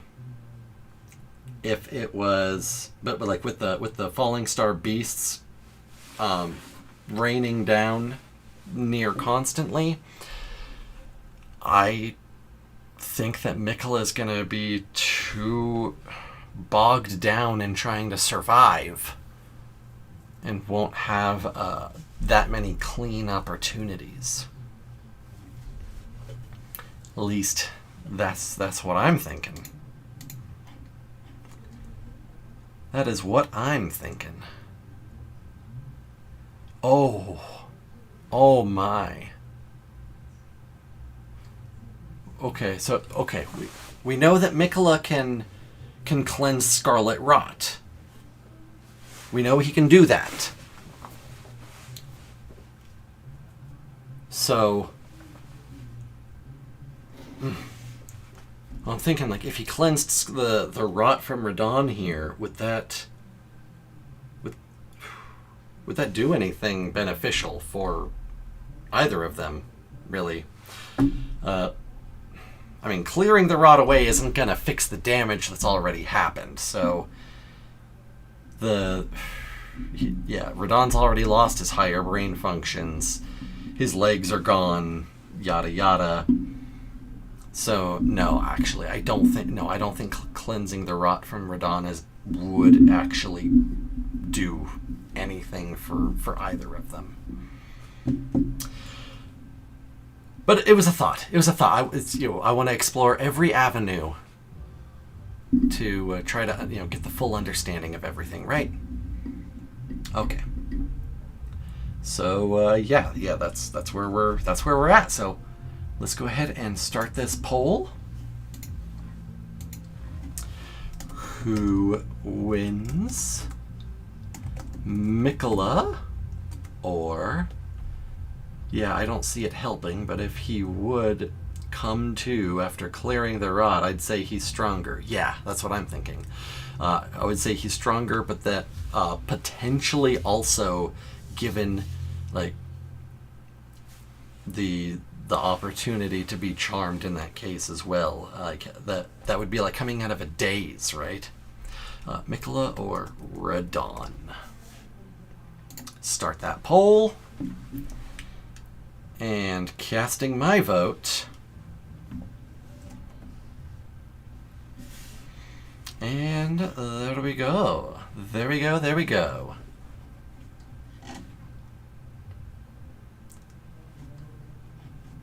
And give it a few moments, see if we get anything else happening.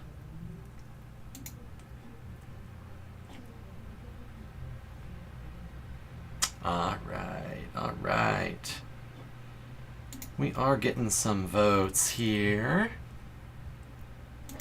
That's what I like to see. Oh, we got 100% Radon right now. Okay.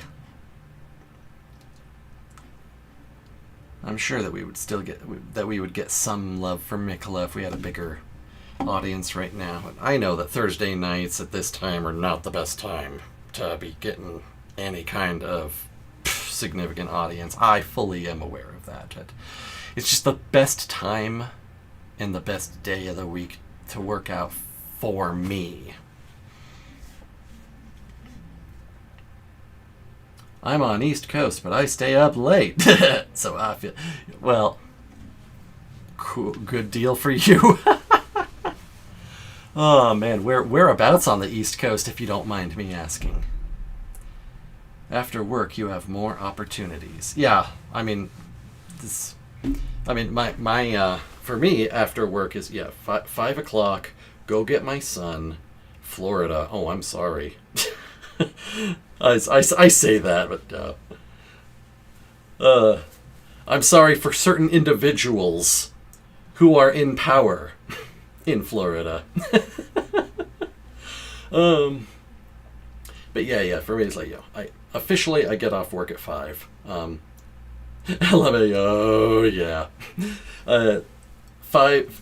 I have always stayed until like 5:30 to work overtime, but starting this week they're not doing that. They're not approving overtime anymore, and I've worked overtime every single day for like 5 years, and it's the only way that I can maintain the standard of living that we have. You know, paying the mortgage on the house and paying for everything. So that sucks. But yeah, so like was 5:30 before. Now like leaving at 5 as normal. Go get my son from school. Go home, which is across town because we take him to a special school that we think is much better for his his particular needs.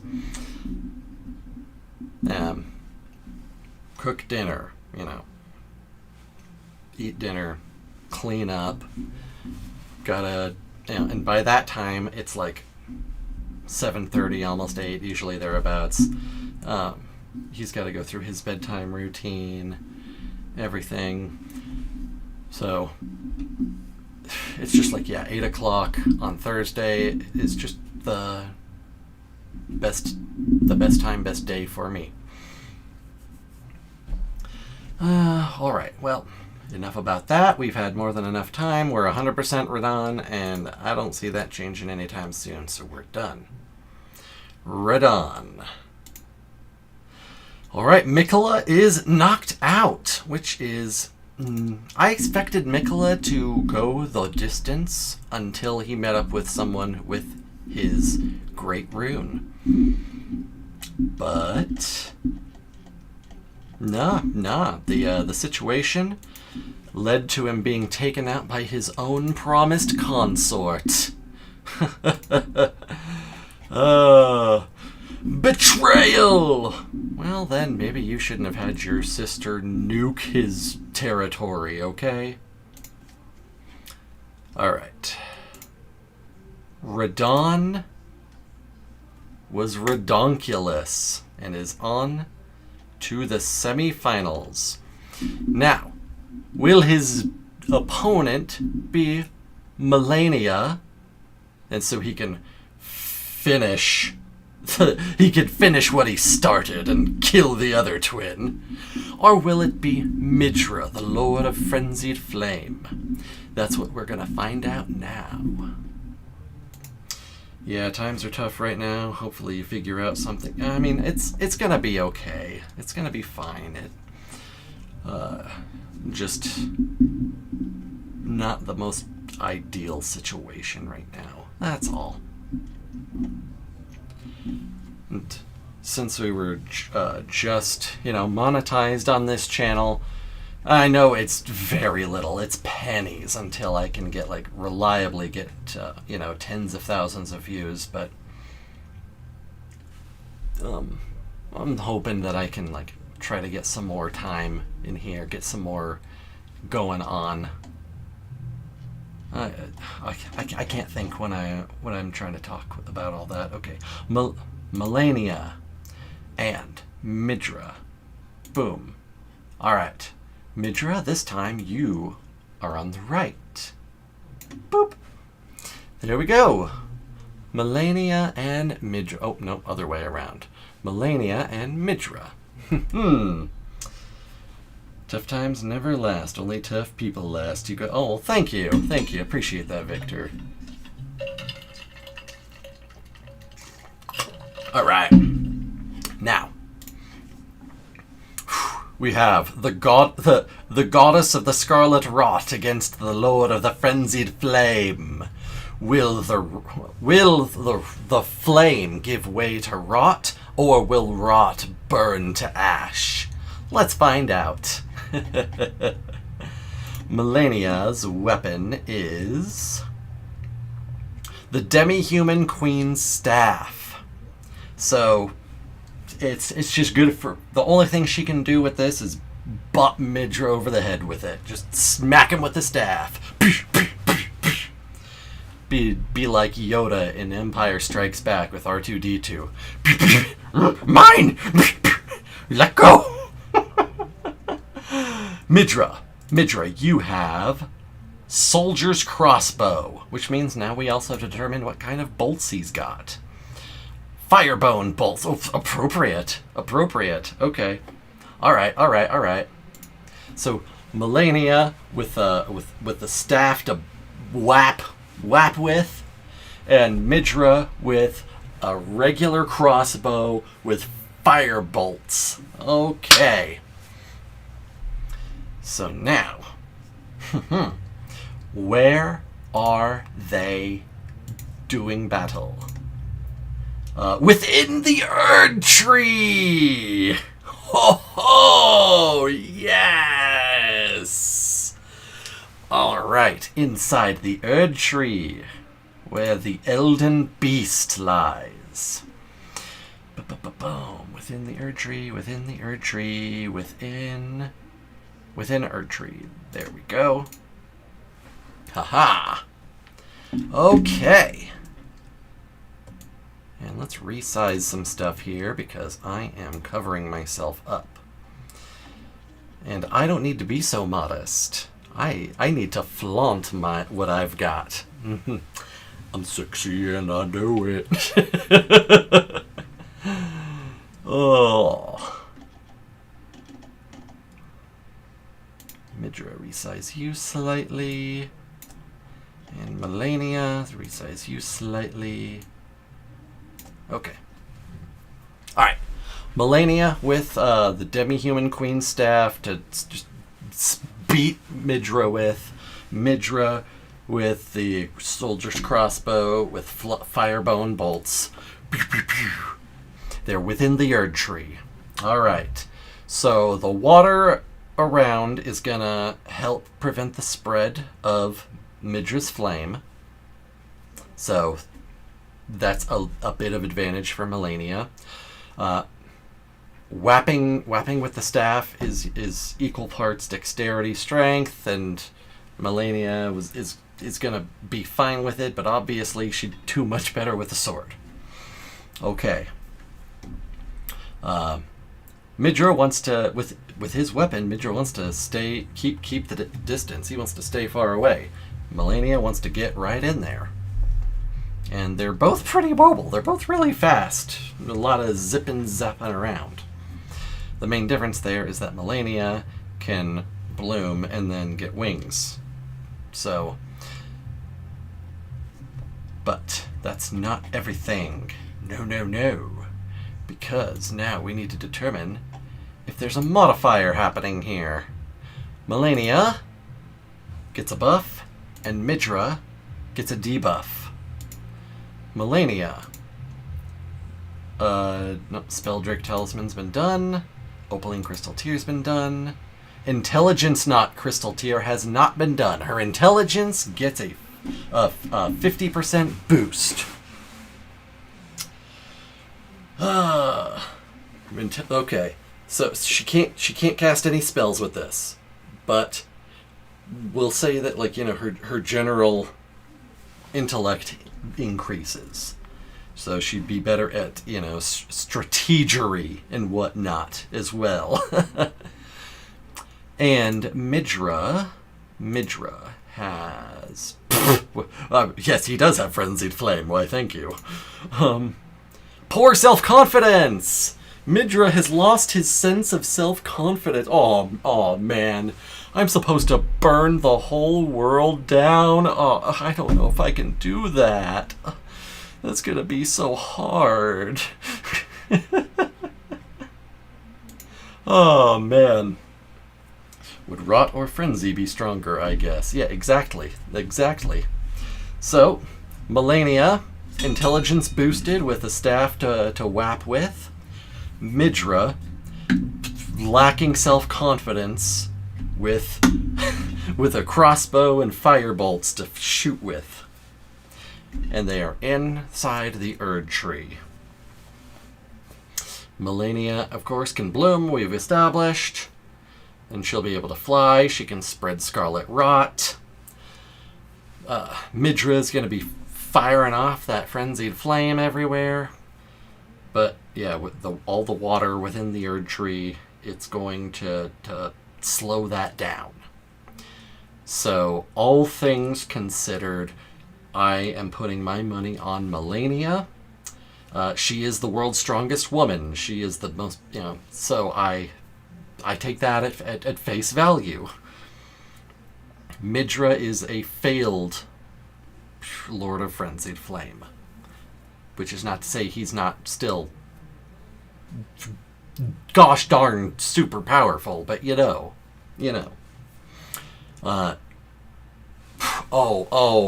Something else that we need to consider.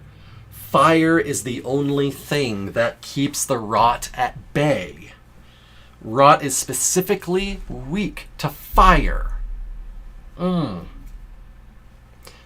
Okay. Big deal there. Rot is specifically weak to fire. And the water is going to help reduce the effectiveness of that. So, like, do we count that as just kind of like evening the playing field again? They're like they're just boom. Oh, this is a hard one. This is a very hard one. I'm thinking that as long as Midra can keep the distance, he can burn Melania up. But if Melania gets in there, then she's gonna beat him to death with that stick or rot him away into nothing. I think Midra does have a really good chance, absolutely. I absolutely think Midra has a really good chance, for sure. If he can keep it at range, he's got it. If she closes the distance, he still has a chance, but her chances shoot way up. And if she chooses to bloom, then I don't see him being able to keep it at range. Like, she's gonna get in there, and it's gonna end up being a melee fest. Is in my personal opinion anyway. That's how I see things going. But then Midra can still expel the frenzied flame all around him. He's not stuck with just the crossbow. He can just like straight up do a flame explosion. Brrr. And if she blooms, then she's going to be much weaker to fire than if she doesn't bloom. I assume Madness will build up fast. I think even at melee, he might be able to beat her. Yeah.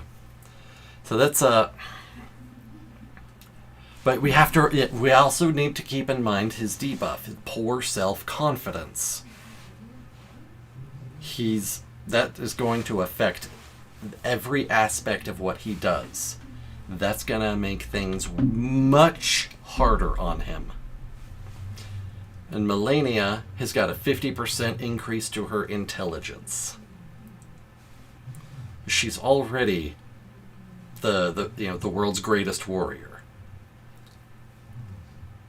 So, oh man, this is one that's so hard, so hard, so hard.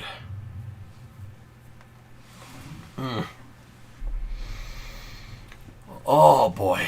Oh. Do we have any other thoughts that anyone might have out there? Because, I think I might like... Oh, God. I don't even know who I would vote for in this situation. I don't. Good Lord. I thought Blythe versus Vike was a hard one. Or Midra versus Fortisax was hard. I think this is the hardest one. Wow.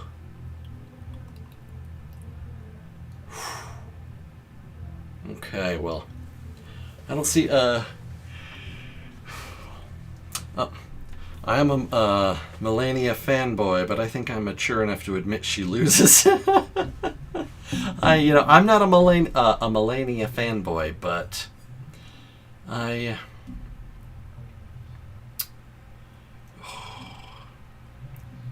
Midra has so many natural advantages in this one. But the arena, and the modifiers and everything else have like really all been weighed against him.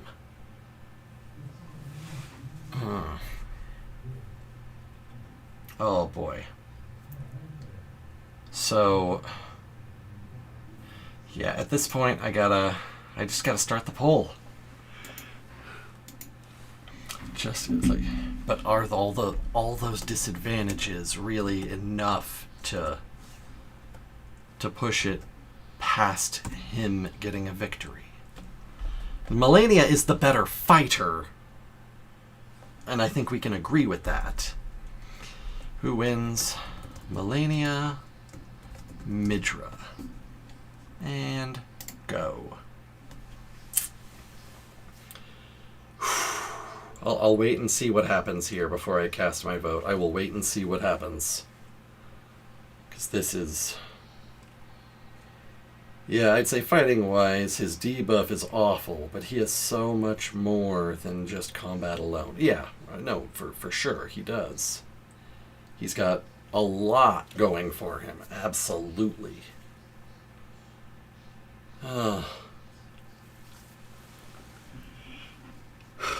Okay. Whew. Alright, getting tired. Getting real tired. Glad there's only 3 more.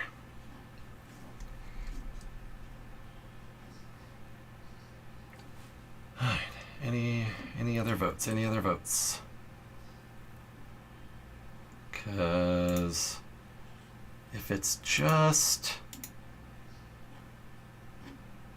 the one right now,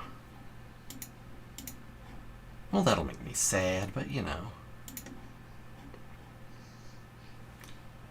I'm sure we got 3 viewers. We only got 1 vote in there right now. Come on, whoever has not cast a vote. I'm waiting. I'm waiting before I do anything. I'm waiting to know if I need to be a tiebreaker or if I need to help a one-sided decision. Okay, I'll vote, and I'll go Midra. I'll go Midra. I don't like doing it, but I'm going Midra.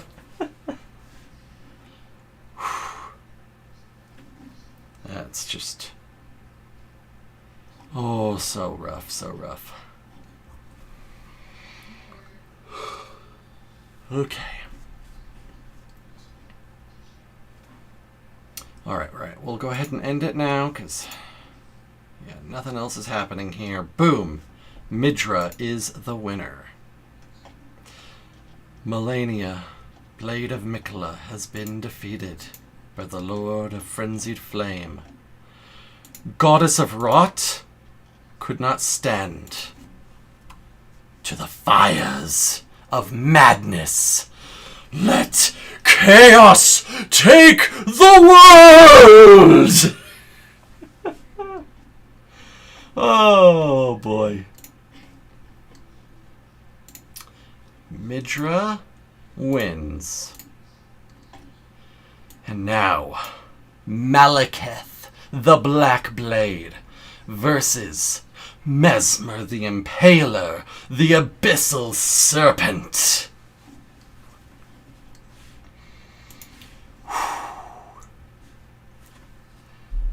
This is going to be very interesting. Okay. Mesmer and Malekith. Malekith, boom. Mesmer. There we go. Alright, boys. It's our own fault for putting all the OP characters at the end. Alright. Mesmer, what are you wielding? Heavy crossbow was used before. Dragon Communion Seal. Okay. This is not going to be very helpful for him, because all of his fire incantations he can use naturally. They're just part of his being. So his weapon is basically worthless to him. But at least he still has his fire incantations. He's not defenseless. It's not like if, I don't know, Patches got a seal, you know. Okay, Malekith. Clawmark Seal's been used. Giant Crusher has been used. Yes, and Serpent. Gravelstone Seal has been used. Ripple Blade. Sneaker. Oh, you got your bone. You got your bone, Sneakers. Okay, Ripple Blade. Why do I not remember what the... oh, that's what that is. Okay, it's the Albinorix axe. All right, all right. So it is all about arcane scaling. It is purely arcane scaling. Okay. Wow. All right. And Malekith is strength, dexterity, faith. Okay. No passive ability. Any other special characteristics to it? It's just like really good at being buffed with like greases and stuff because of its arcane scaling. Okay. Gotcha. Alright, so neither of them have something that's very good for them, but they can both still use what they have. Okay. Okay, very important to establish. Alright, where are they fighting? The mine's been done. The Abyssal Woods has been done. Halig Tree Roots, which means that Scarlet Rot is a concern now. Alright, Halig Tree Roots. Halig Tree Roots, there we go. Okay. Okay. Mesmer with a seal that's worthless to him, but he can still use all of his fire, and he can, of course, unleash the Abyssal Serpent. Malekith with that Aldenaric Axe, the Ripple Blade. Not very good for him. He's not an arcane guy. His strength and dexterity and his faith aren't going to do anything to increase it, but it's a weapon he can use. And they both have concerns with Scarlet Rot at the base of the Halig Tree. Cool. So now, how is this gonna get turned on its head? Mesmer is buffed, and Malekith is also buffed. That's okay. Mesmer, the Blessed Dew Talisman. He's got regeneration. Regeneration to offset the Scarlet Rot that's going to be affecting them both. Okay. And Malekith. Nope, Miquella's Great Rune is already owned by Mesmer right now. Immunizing Horn Charm has been rolled before, which that would be fantastic for him right now, but no, it's been rolled. The Crimson Crystal Tear has been done. Blood-sucking Cracked Tear. Okay, that's the one I was thinking of before that does constant damage to you with increased attack power, right?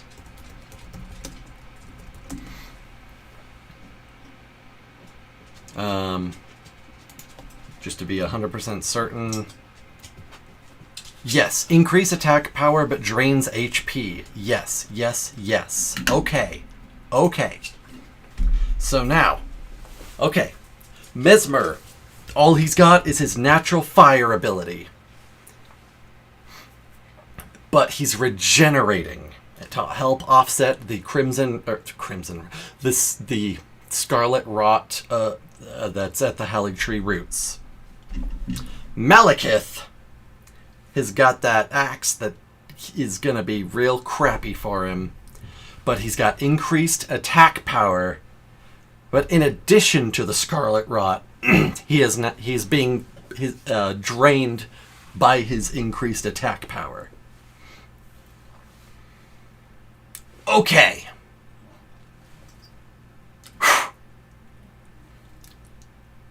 With this in mind.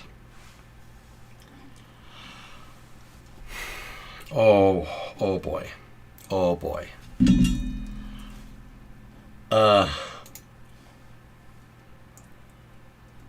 Ooh. Oh man. I think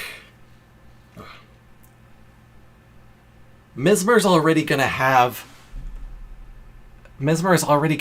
an increased defense built in against the Scarlet Rot just by way of his flames. He can burn the rot away around him.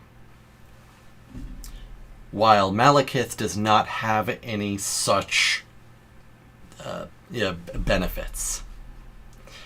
Malekith will be having his health drained constantly by two sources. His boon and the Scarlet Rot. Mesmer is born with his flames. He knows how to use them. He doesn't like his fire, but he can use it. He knows how to. He's worked with it every day of his life. Malekith is using a weapon that he can't use very well.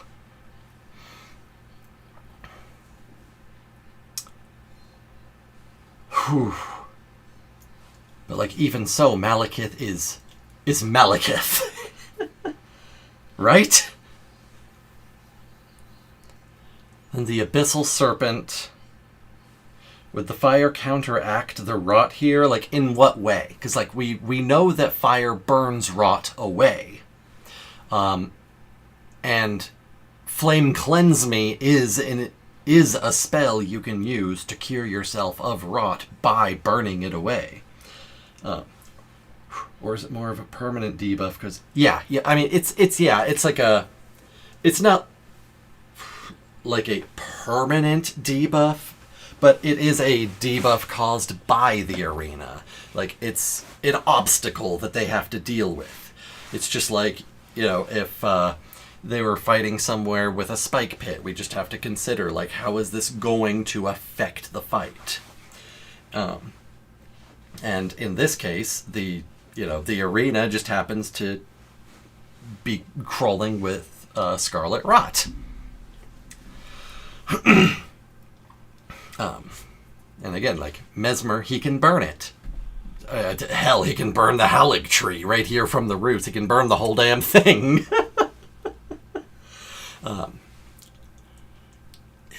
And becoming the Abyssal Serpent will increase Mesmer's ability to dodge around by, being able to phase through the shadows like he does. But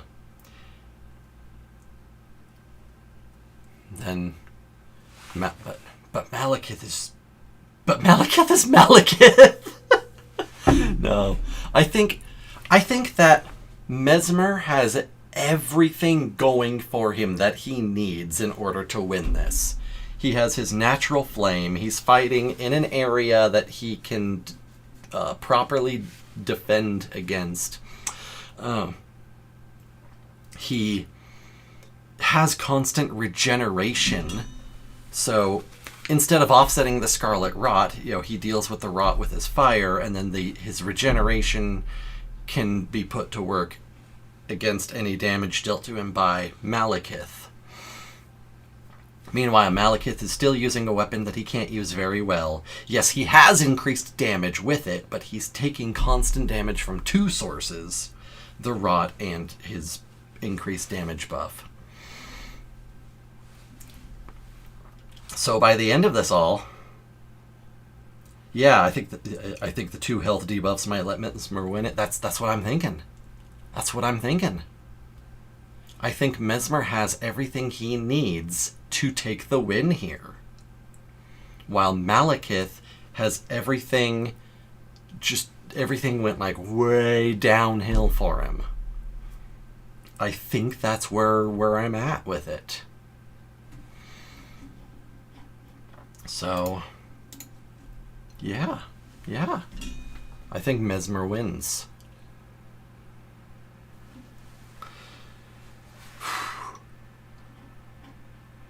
His mother's half-brother shall burn by his flame.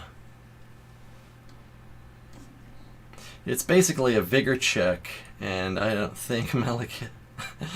Oh, yeah, it is. It is basically a vigor check.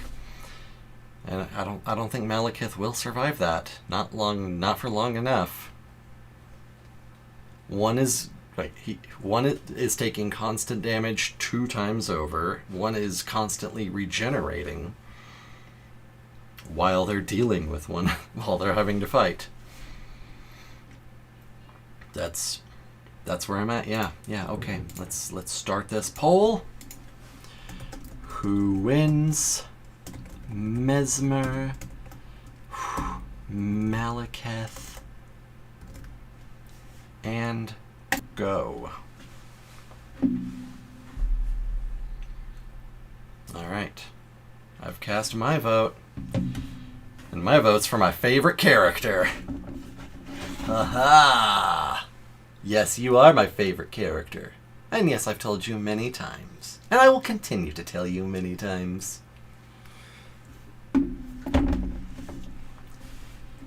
Oh boy. And I'm all out of water.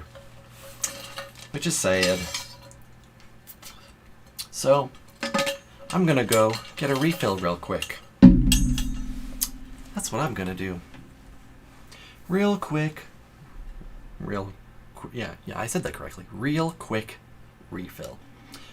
Just at that time where I'm like, words don't sound like actual words anymore. So, yes. Be right back.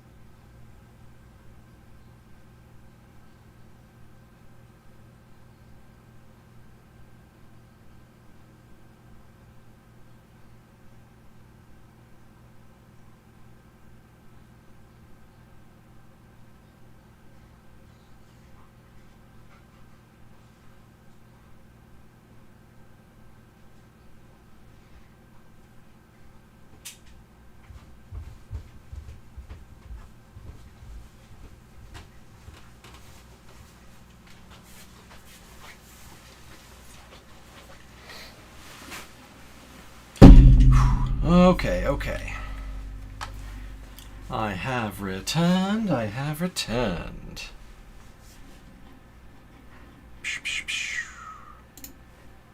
Okay. Let's see here. Anything happened while I was gone? No, doesn't really seem like much. Okay. Well then, let's go ahead and end this. Bada bing, bada boom. Mesmer is victorious. All right. We have our first finalist. We have Mesmer the Impaler. Mesmer the Abyssal Serpent. As one of our finalists. Good deal. Mesmer, you are in it to win it. And who shall be your final opponent? Will it be your younger brother, whom you taught, whom looked up to you, the Star Scourge Radon? Or will it be a fellow user of the flame of madness, the flame of frenzy, the would-be lord who shall bathe all of existence in chaos, Midra? Let's find out. Alright, Radon and Midra. Midra and Radon. This'll be interesting. Oh, get rid of some of these old ones so that they're not in the way anymore. Hey, all the characters I need are like all down together now. That's fun. All right. Midra and Radon. Okay. Radon, you're on the left now. There we go, there we go. All right. And where, or not where. First, what are they using? All right. Radon. Your weapon shall be... Repeating crossbow's been done. The Eclipse Shotel has been done. Zamor's been done. Rosas is done. Duelist Great Axe? Let me double check. Did we do Duelist Great Axe? I feel like yes. In fact, I think Radon's the one who used it. Yeah, he did. He used it against Ansbach. Yeah, so no Duelist Great Axe. Okay, the Moonrathil's Night Sword, which, would be... This could be very good for him. Very, very good. Yes! Strength, dexterity, intelligence. Absolutely. Giant troll greatsword with all the magic, the intelligence, the strength, tremendous phalanx. Oh yeah. Oh yeah. Radon got one of the best weapons he could get for himself. Abso-frickin-lutely he did. Radon is set up with the Moonrathil Greatsword. Moonrathil's Knight's Sword, sorry. And Midra. Midra has the Carrion Glintblade Staff. That one was done. Omen Cleaver was done. Moonrathil's Night Sword again. Nope. Star Scourge Sword has been done. Meteorite Staff has been done. The Smithstrip Cirque has been done. Staff of Loss. Oh my gosh, how have we... There's over 100 weapons on here. Why are we getting so many that we have already used? Actually, no, Hand Ballista. Hand Ballista was not one we had done. I just clicked past it again. Okay, Hand Ballista. That uses great bolts, right? Hand Ballista. Man, Midra getting crossbows twice in a row. Yeah. Is a ballista. It does not scale with any stat attributes, but it's a high strength and somewhat dexterity. Yep. Requires great bolts. Yep. Okay. So this is gonna all basically come down to what kind of great bolts is he using. Great bolts, great bolts, great bolts, great bolts. Stop doing this to me. Come on. Ba-da-bum. Okay. Arrow and bolt table. Okay, great bolts, go all the way down to the great bolts. Okay. Ballista bolt, bone ballista bolt. Yep. Alright. Okay, not a whole lot of options here for Midra.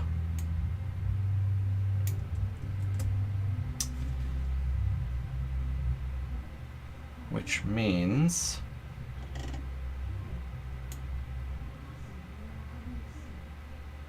I can actually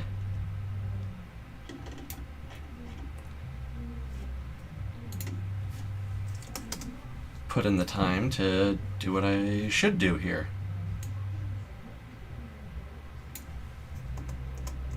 And get all these out of here.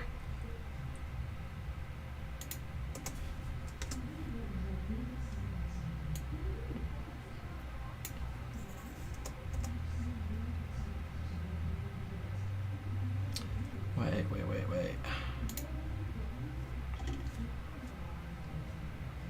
Yeah, Ballista Bolt. Yep.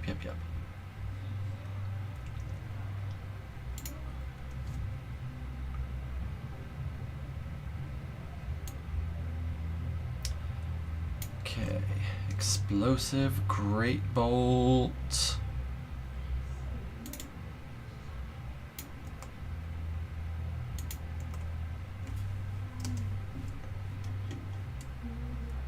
Lightning Great Bolt.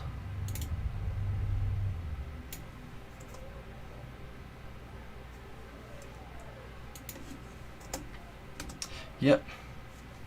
Just the 4 options, right? 1, 2, 3, 4. Yep, just 4 options. Regular Ballista Bolts, Bone Ballista Bolts, Explosive Great Bolts, and Lightning Great Bolts. Alright. Out of those 4, what's Midra got in his hand ballista? Bone Ballista Bolts. So the absolute worst one he could have gotten.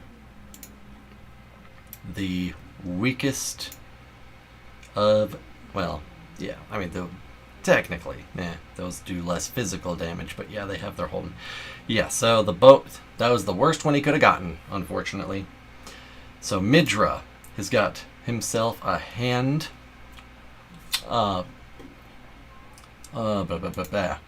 Midra, hand ballista with bone ballista bolts. Meanwhile, Radon has got the Moonrathil's Night Sword.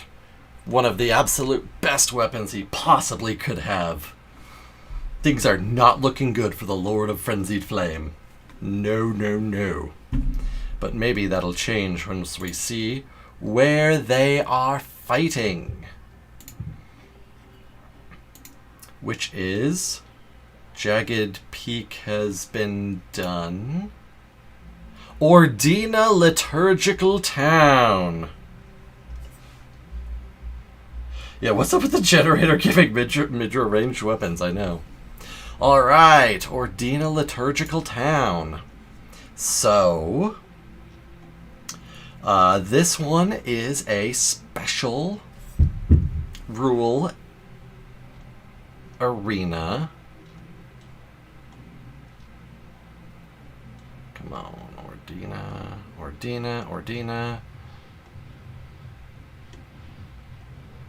There we go, Ordina. Boom. Alright, so Ordina Liturgical Town is within the Everjail version of it. So where you have to go in order to light the beacons to open the gate to the Helig Tree. Which means Ordina Liturgical Town is currently set up with Black Knife assassins that are invisible roaming around and Albinoric archers posted on the rooftops.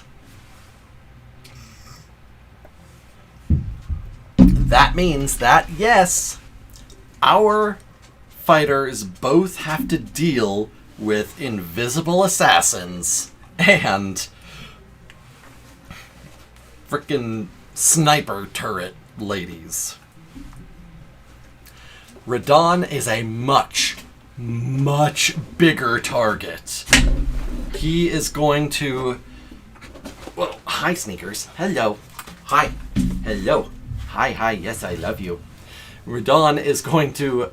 He's going to basically have an opening to be shot at constantly. Like, I don't think there's anywhere he could go that one of the archers can't see him and just start plugging him with arrows. Meanwhile, Midra is going to be a lot more maneuverable.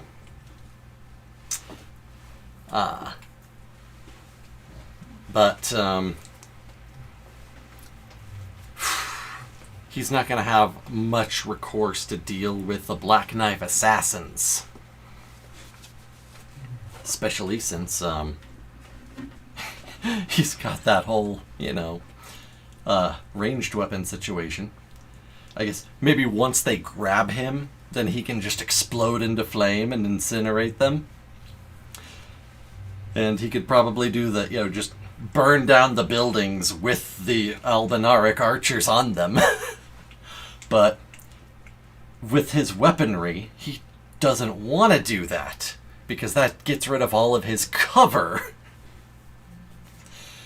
for Radon. So this is going to be interesting.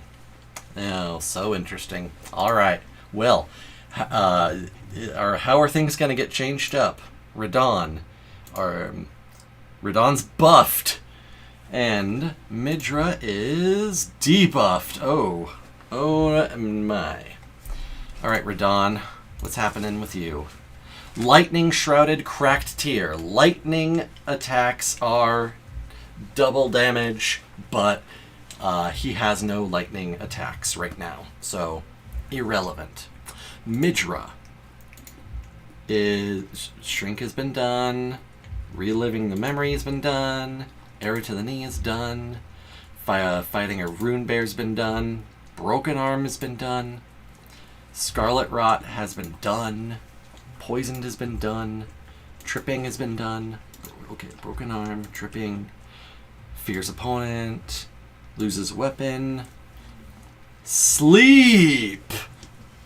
This one hasn't been done. Okay. Midra starts the match asleep. Okay, Sneakers, get down. Alright. Midra begins the fight with the sleep condition. So, Radon, Midra are plopped into Ordina Liturgical Town. Boosh! We got Black Knife Assassins running around invisible, looking for them to do some good old assassination. We got Albinaric archers on rooftops being like, "Oh my god, it's a giant rotting dude on a horse! Gun him down!" We got Radon with Moonrathil's Knight Sword. Just huge, great sword with all of the good carrion ability that he can wield it as a proper carrion prince. But those archers are gonna be gunning for him, absolutely, like constantly, everywhere. Midras pops in, he's asleep. He pops in asleep. If a Black Knife Assassin finds him like that, I don't think a Black Knife Assassin could just straight up take him out, even if they found him asleep, but they could do a huge amount of damage at first. And once that's done, I don't know if, Radon would be able to take out all of those archers, I think, without... But they're gonna do some damage to him. Those archers are absolutely gonna do some damage to him for sure. The Black Knife Assassins, I don't think that they're gonna do a whole lot to Radon, personally.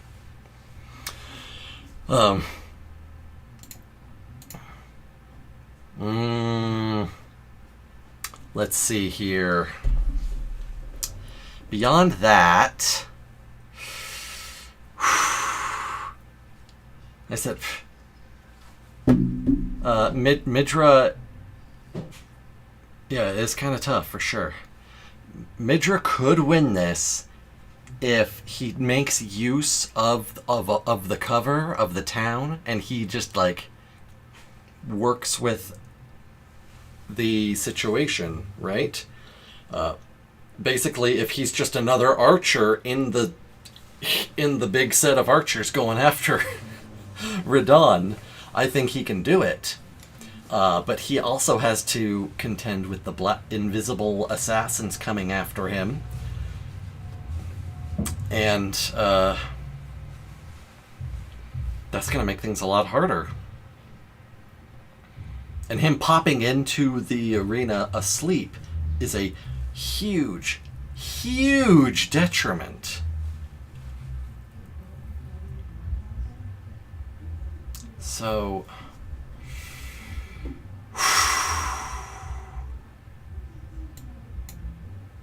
I'm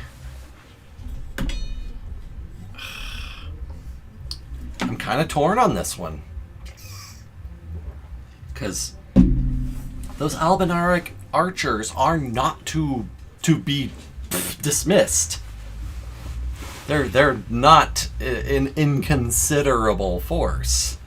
They're gonna be dealing damage to Radahn. Like, they're probably not even gonna notice Midra with this giant behemoth running around their town on a horse. They're like, oh my god, let everyone turn him into a pincushion. Beep, beep, beep, beep, beep, beep, beep, beep, beep. But Radahn, man, he's probably just gonna, like, as soon as he starts getting arrows pelted into him, though, he's gonna take that Moonrathil Knight's sword and just be like, glint blade, glint blade, and snipe the snipers.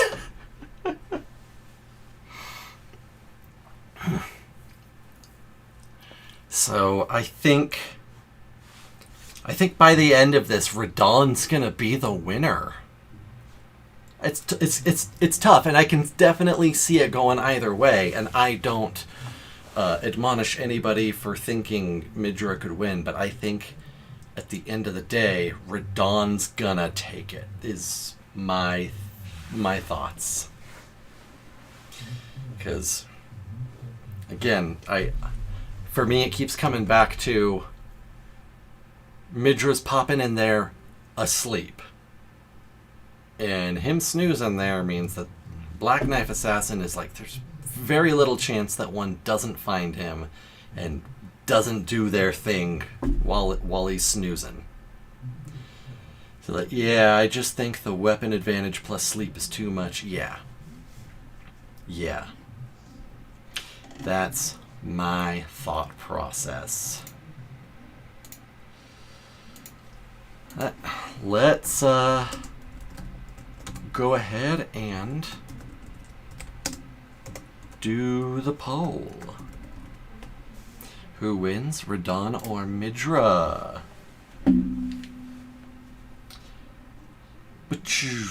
Got my vote in for Radahn. Yeah, I think like even if Midra didn't get the sleep debuff, then he would have a significantly better chance to win, but not with it. With it, I think it clinches it for sure. All right. Well, that poll is up. Let's give it some moments. See what happens here. If we have any.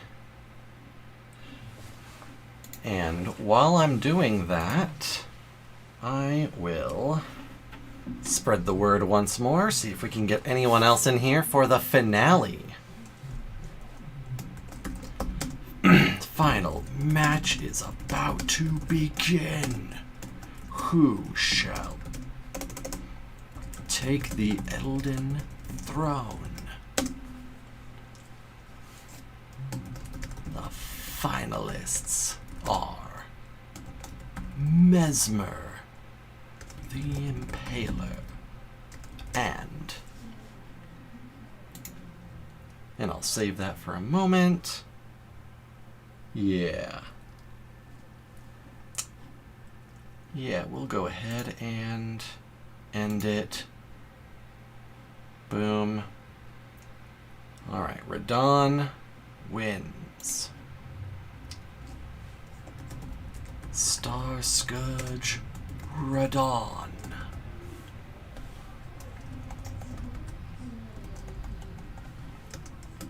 Get in here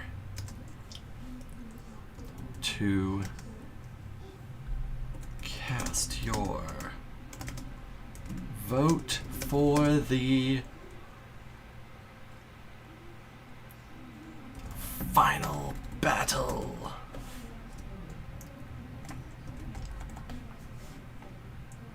All right.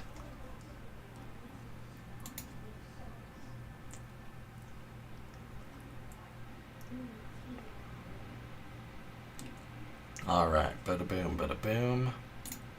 And throw that out there, throw that out there.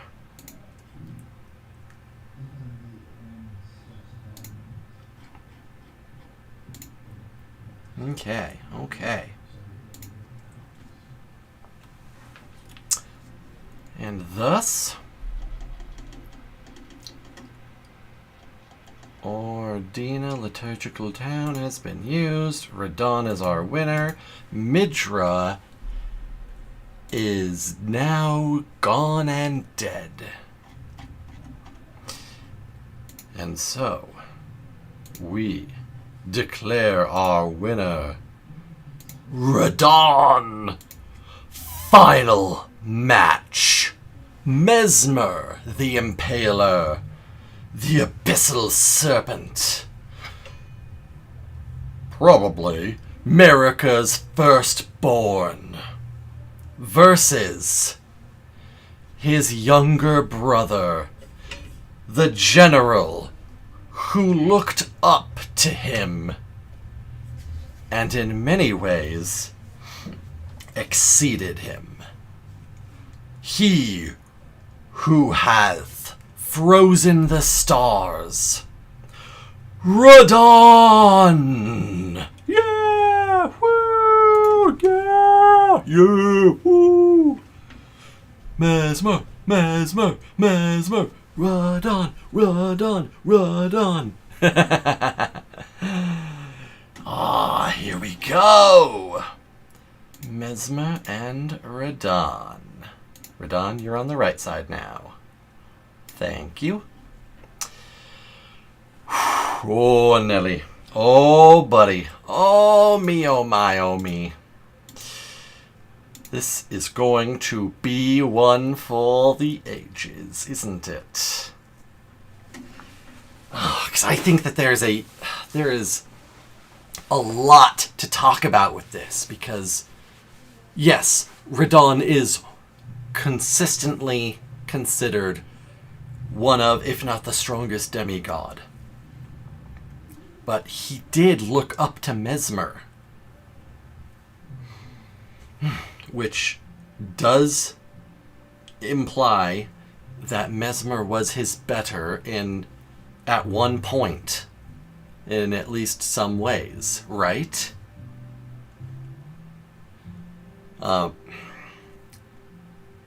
This is going to be very, very fun. All right. Now then, we gotta see, what weapons are they using? What do they got?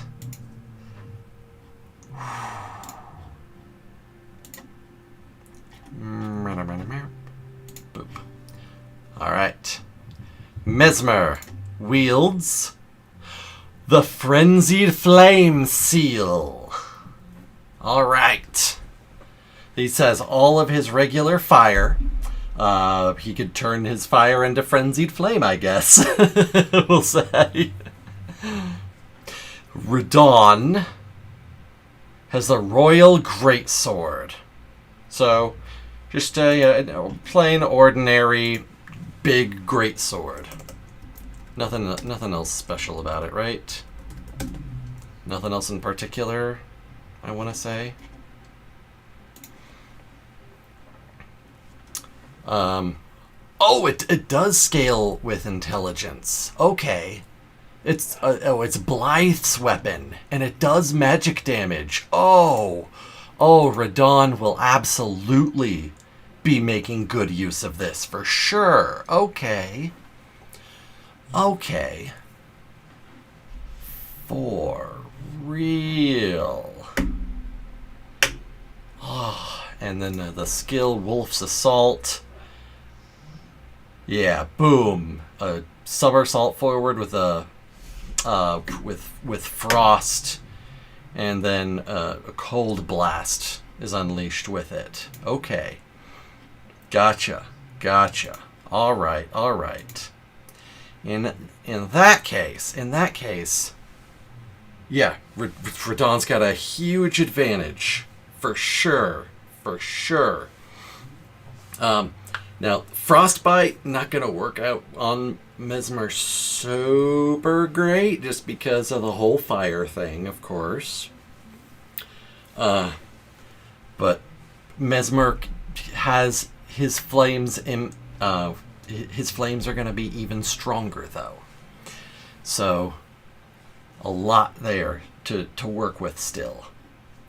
Now, where are they at? Wailing Dunes has been done. Oh, gotta flip back over. Falling Star Beast Crater's done. Midra's Manse is done. The Three Sisters is done. Round Table was done. Ordina. Castle Soul. Alright. Castle Soul. Bum. Castle Soul. Here we go. Castle Soul. Alright. This is the entirety of Castle Soul. So the courtyard, yes, and the boss area, yes, but also all of the castle. Which means that Mesmer is going to have a maneuverability advantage. Radon being as big as he is and on his horse is his only means of moving around. That is going to ask.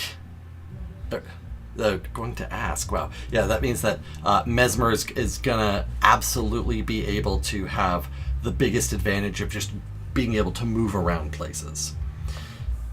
It was like, I was just about to ask, LOL. I doubt either of them would run, though. Well, maybe. But, if Mesmer is able to, stand on a castle parapet and just fling fire down below, and Radon's, stuck in an area, then, that's a tactical advantage that he we can make the argument of would he actually do that or not? Would he use that advantage? Who can say with absolute certainty?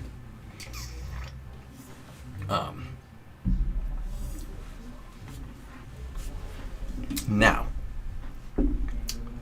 what else is going to be happening here with these two? Mesmer is buffed, and Radon debuffed. Oh boy. Okay. Mesmer. Dragon Crest Great Shield Talisman has been used. I think Radon would use his Fireball attack if it came to that and level the castle. Fireball attack? Radon doesn't have a Fireball attack. What do you mean? Dragon Crest was done. Erdtree's Favor was done. Flame Shrouding Cracked Tear. Just crash from him. Oh, from this guy with him as a meteor. Yeah, his meteor crash, sure, but he doesn't have a spellcasting focus for that, though. Okay, Flame Shrouding Cracked Tear. Mesmer is doing double fire damage. Okay. That's giant. That's huge. And Radon Nope, sleep's done. Losing weapons done. And technically he already has amnesia. His fear has been done, self-confidence has been done, Rune Bear at first has been done, Scarlet Rot's been done. Okay, come on. I know there's more. No rest from the last fight! There we go. I was like, I know there's still more debuffs in here. Oh my god! Radahn has not been able to recover from his last fight. His battle in Ordina Liturgical Town against Midra happens, and then he immediately gets thrust into Castle Sol, no rest, no recovery, against Mesmer with double firepower. Oh. Oh. Oh. Oh. Oh, Radahn. I'm sorry, but I think Big Bro's about to spank you. I think Big Bro's about to spank you.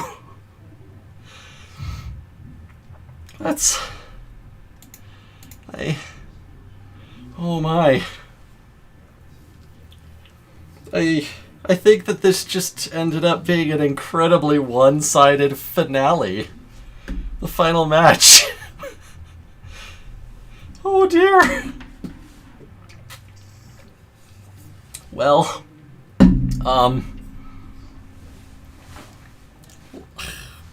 let's hear some advantages that Radahn has. Let's hear some things that he's got going for him here.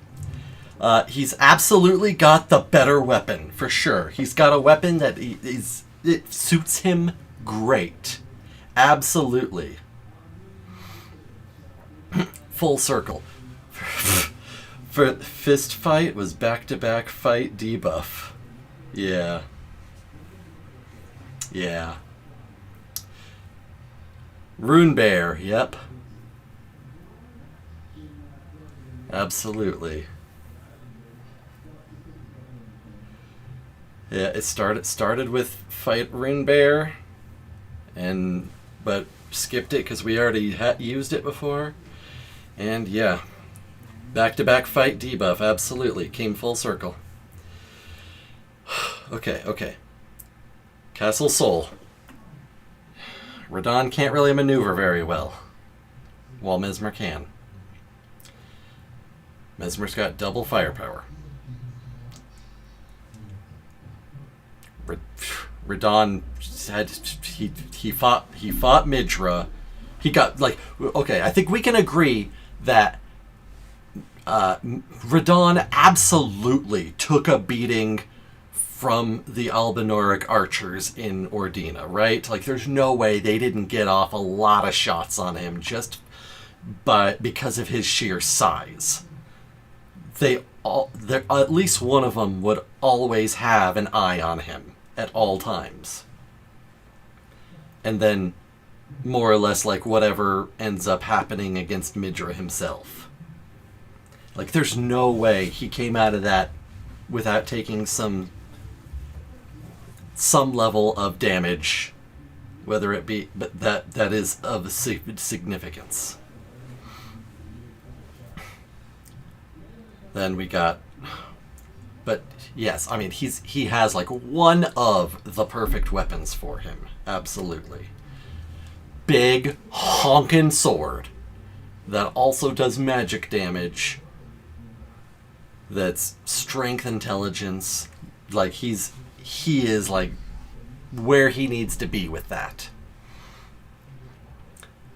No ranged options with it though. It's all melee. Unlike the previous sword where he had ranged options with the carry and glint blades that it summons. I guess he could use the Ash of War to move around. Right, well, but I guess Leonard's coming with him in that case. He's Leonard's getting flipped around between his leg nubs. That's a hilarious image.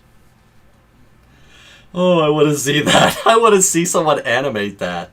Oh, I want to see that so bad. Oh. They're both twisting and turning. But I'm sorry, the only advantage I can think of that Radon has here is that he has the much better weapon, but everything else is all coming up Mesmer. Double firepower, more maneuverability running around the castle. Radon's already already has significant injury from the last fight that he doesn't recover from. It's... Mesmer is gonna burn his little brother. He's gonna cremate him. But that means that the prodigal son that was once disowned and banished gets to return and take the throne. Oh, you got rid of me, Mom? You wanted me to be your darkness? You wanted me to take on all the hate that should have gone to you while getting rid of me? Well, I'm the king now! Oh boy. Alright, let's poll it up. I think it's there's probably not a need for a poll in this situation, but you always got to do it. Have to do it. No, not Ms. Merc. There's no Q in Mesmer. Not Ms. Merc. Frickin' fat fingers. Actually, it's not. They're not fat fingers. They're long fingers. Mesmer and Radon. Alright.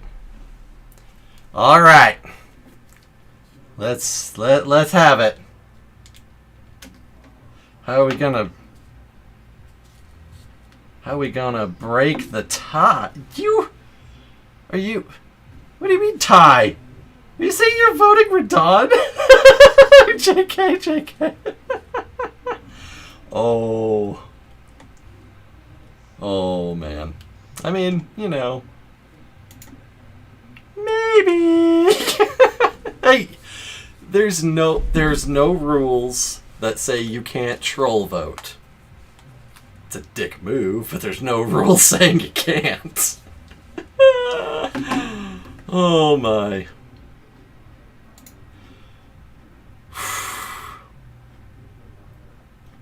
Let's take a little...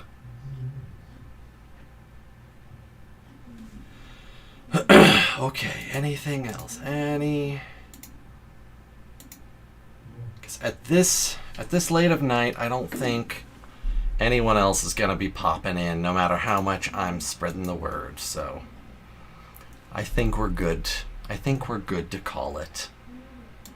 Yeah. Which means that... Oh man, no guests ever showed up. That's sad. I just hurt my ears with the headphones for no reason.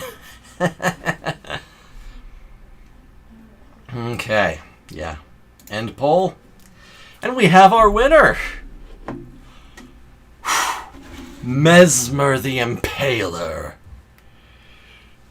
He is returned from the land of shadow and takes his birthright.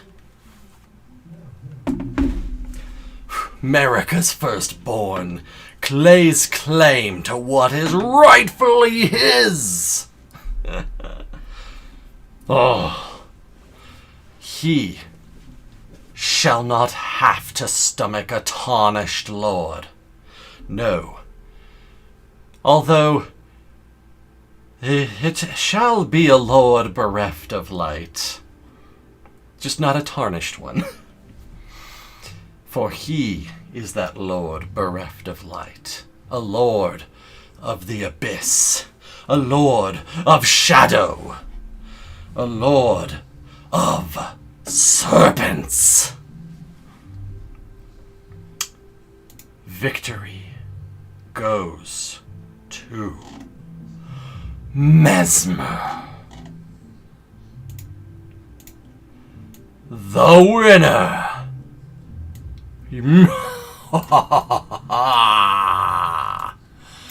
Victory. Victory. Oh, yes. Our winner. I want to draw a little crown on his head on here. But let's make it official.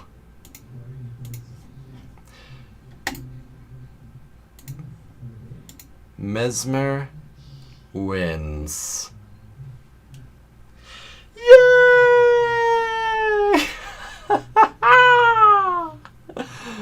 Oh, my favorite character made it all the way through, and I swear there is no bias. All hail King Mesmer, the Impaler. I wonder what sort of era Mesmer shall usher in. Our new Elden Lord. Only a script for the entire tournament. If I were able to script this whole thing, that would be the most impressive piece of writing that I have ever accomplished. And not to toot my own horn, but I've done some very impressive writing. Oh man, oh man. Well, thank you. Thank you so much for coming in, sticking through the whole thing, Victor. Thank all of you who came and participated and viewed at any point. Thank everyone who has watched this after the fact. This has been a lot of fun. This has been a great way to celebrate 5 years of hell yeah gaming and of achieving over 1,000 subscribers, of achieving monetization. I could not have done it without all of you. And that's why I wanted this to be, an audience participation, a celebration of the subscribers themselves. So, thank you all. Thank you. Thank you so much. This has been a ton of fun. I hope that you all had fun with this. And I hope that our Lord and Savior, Mesmer the Impaler, the great abyssal serpent, shall be a kind and generous ruler for all time. And I think that we should all deliver unto him a great big hell yeah! Good night, everybody.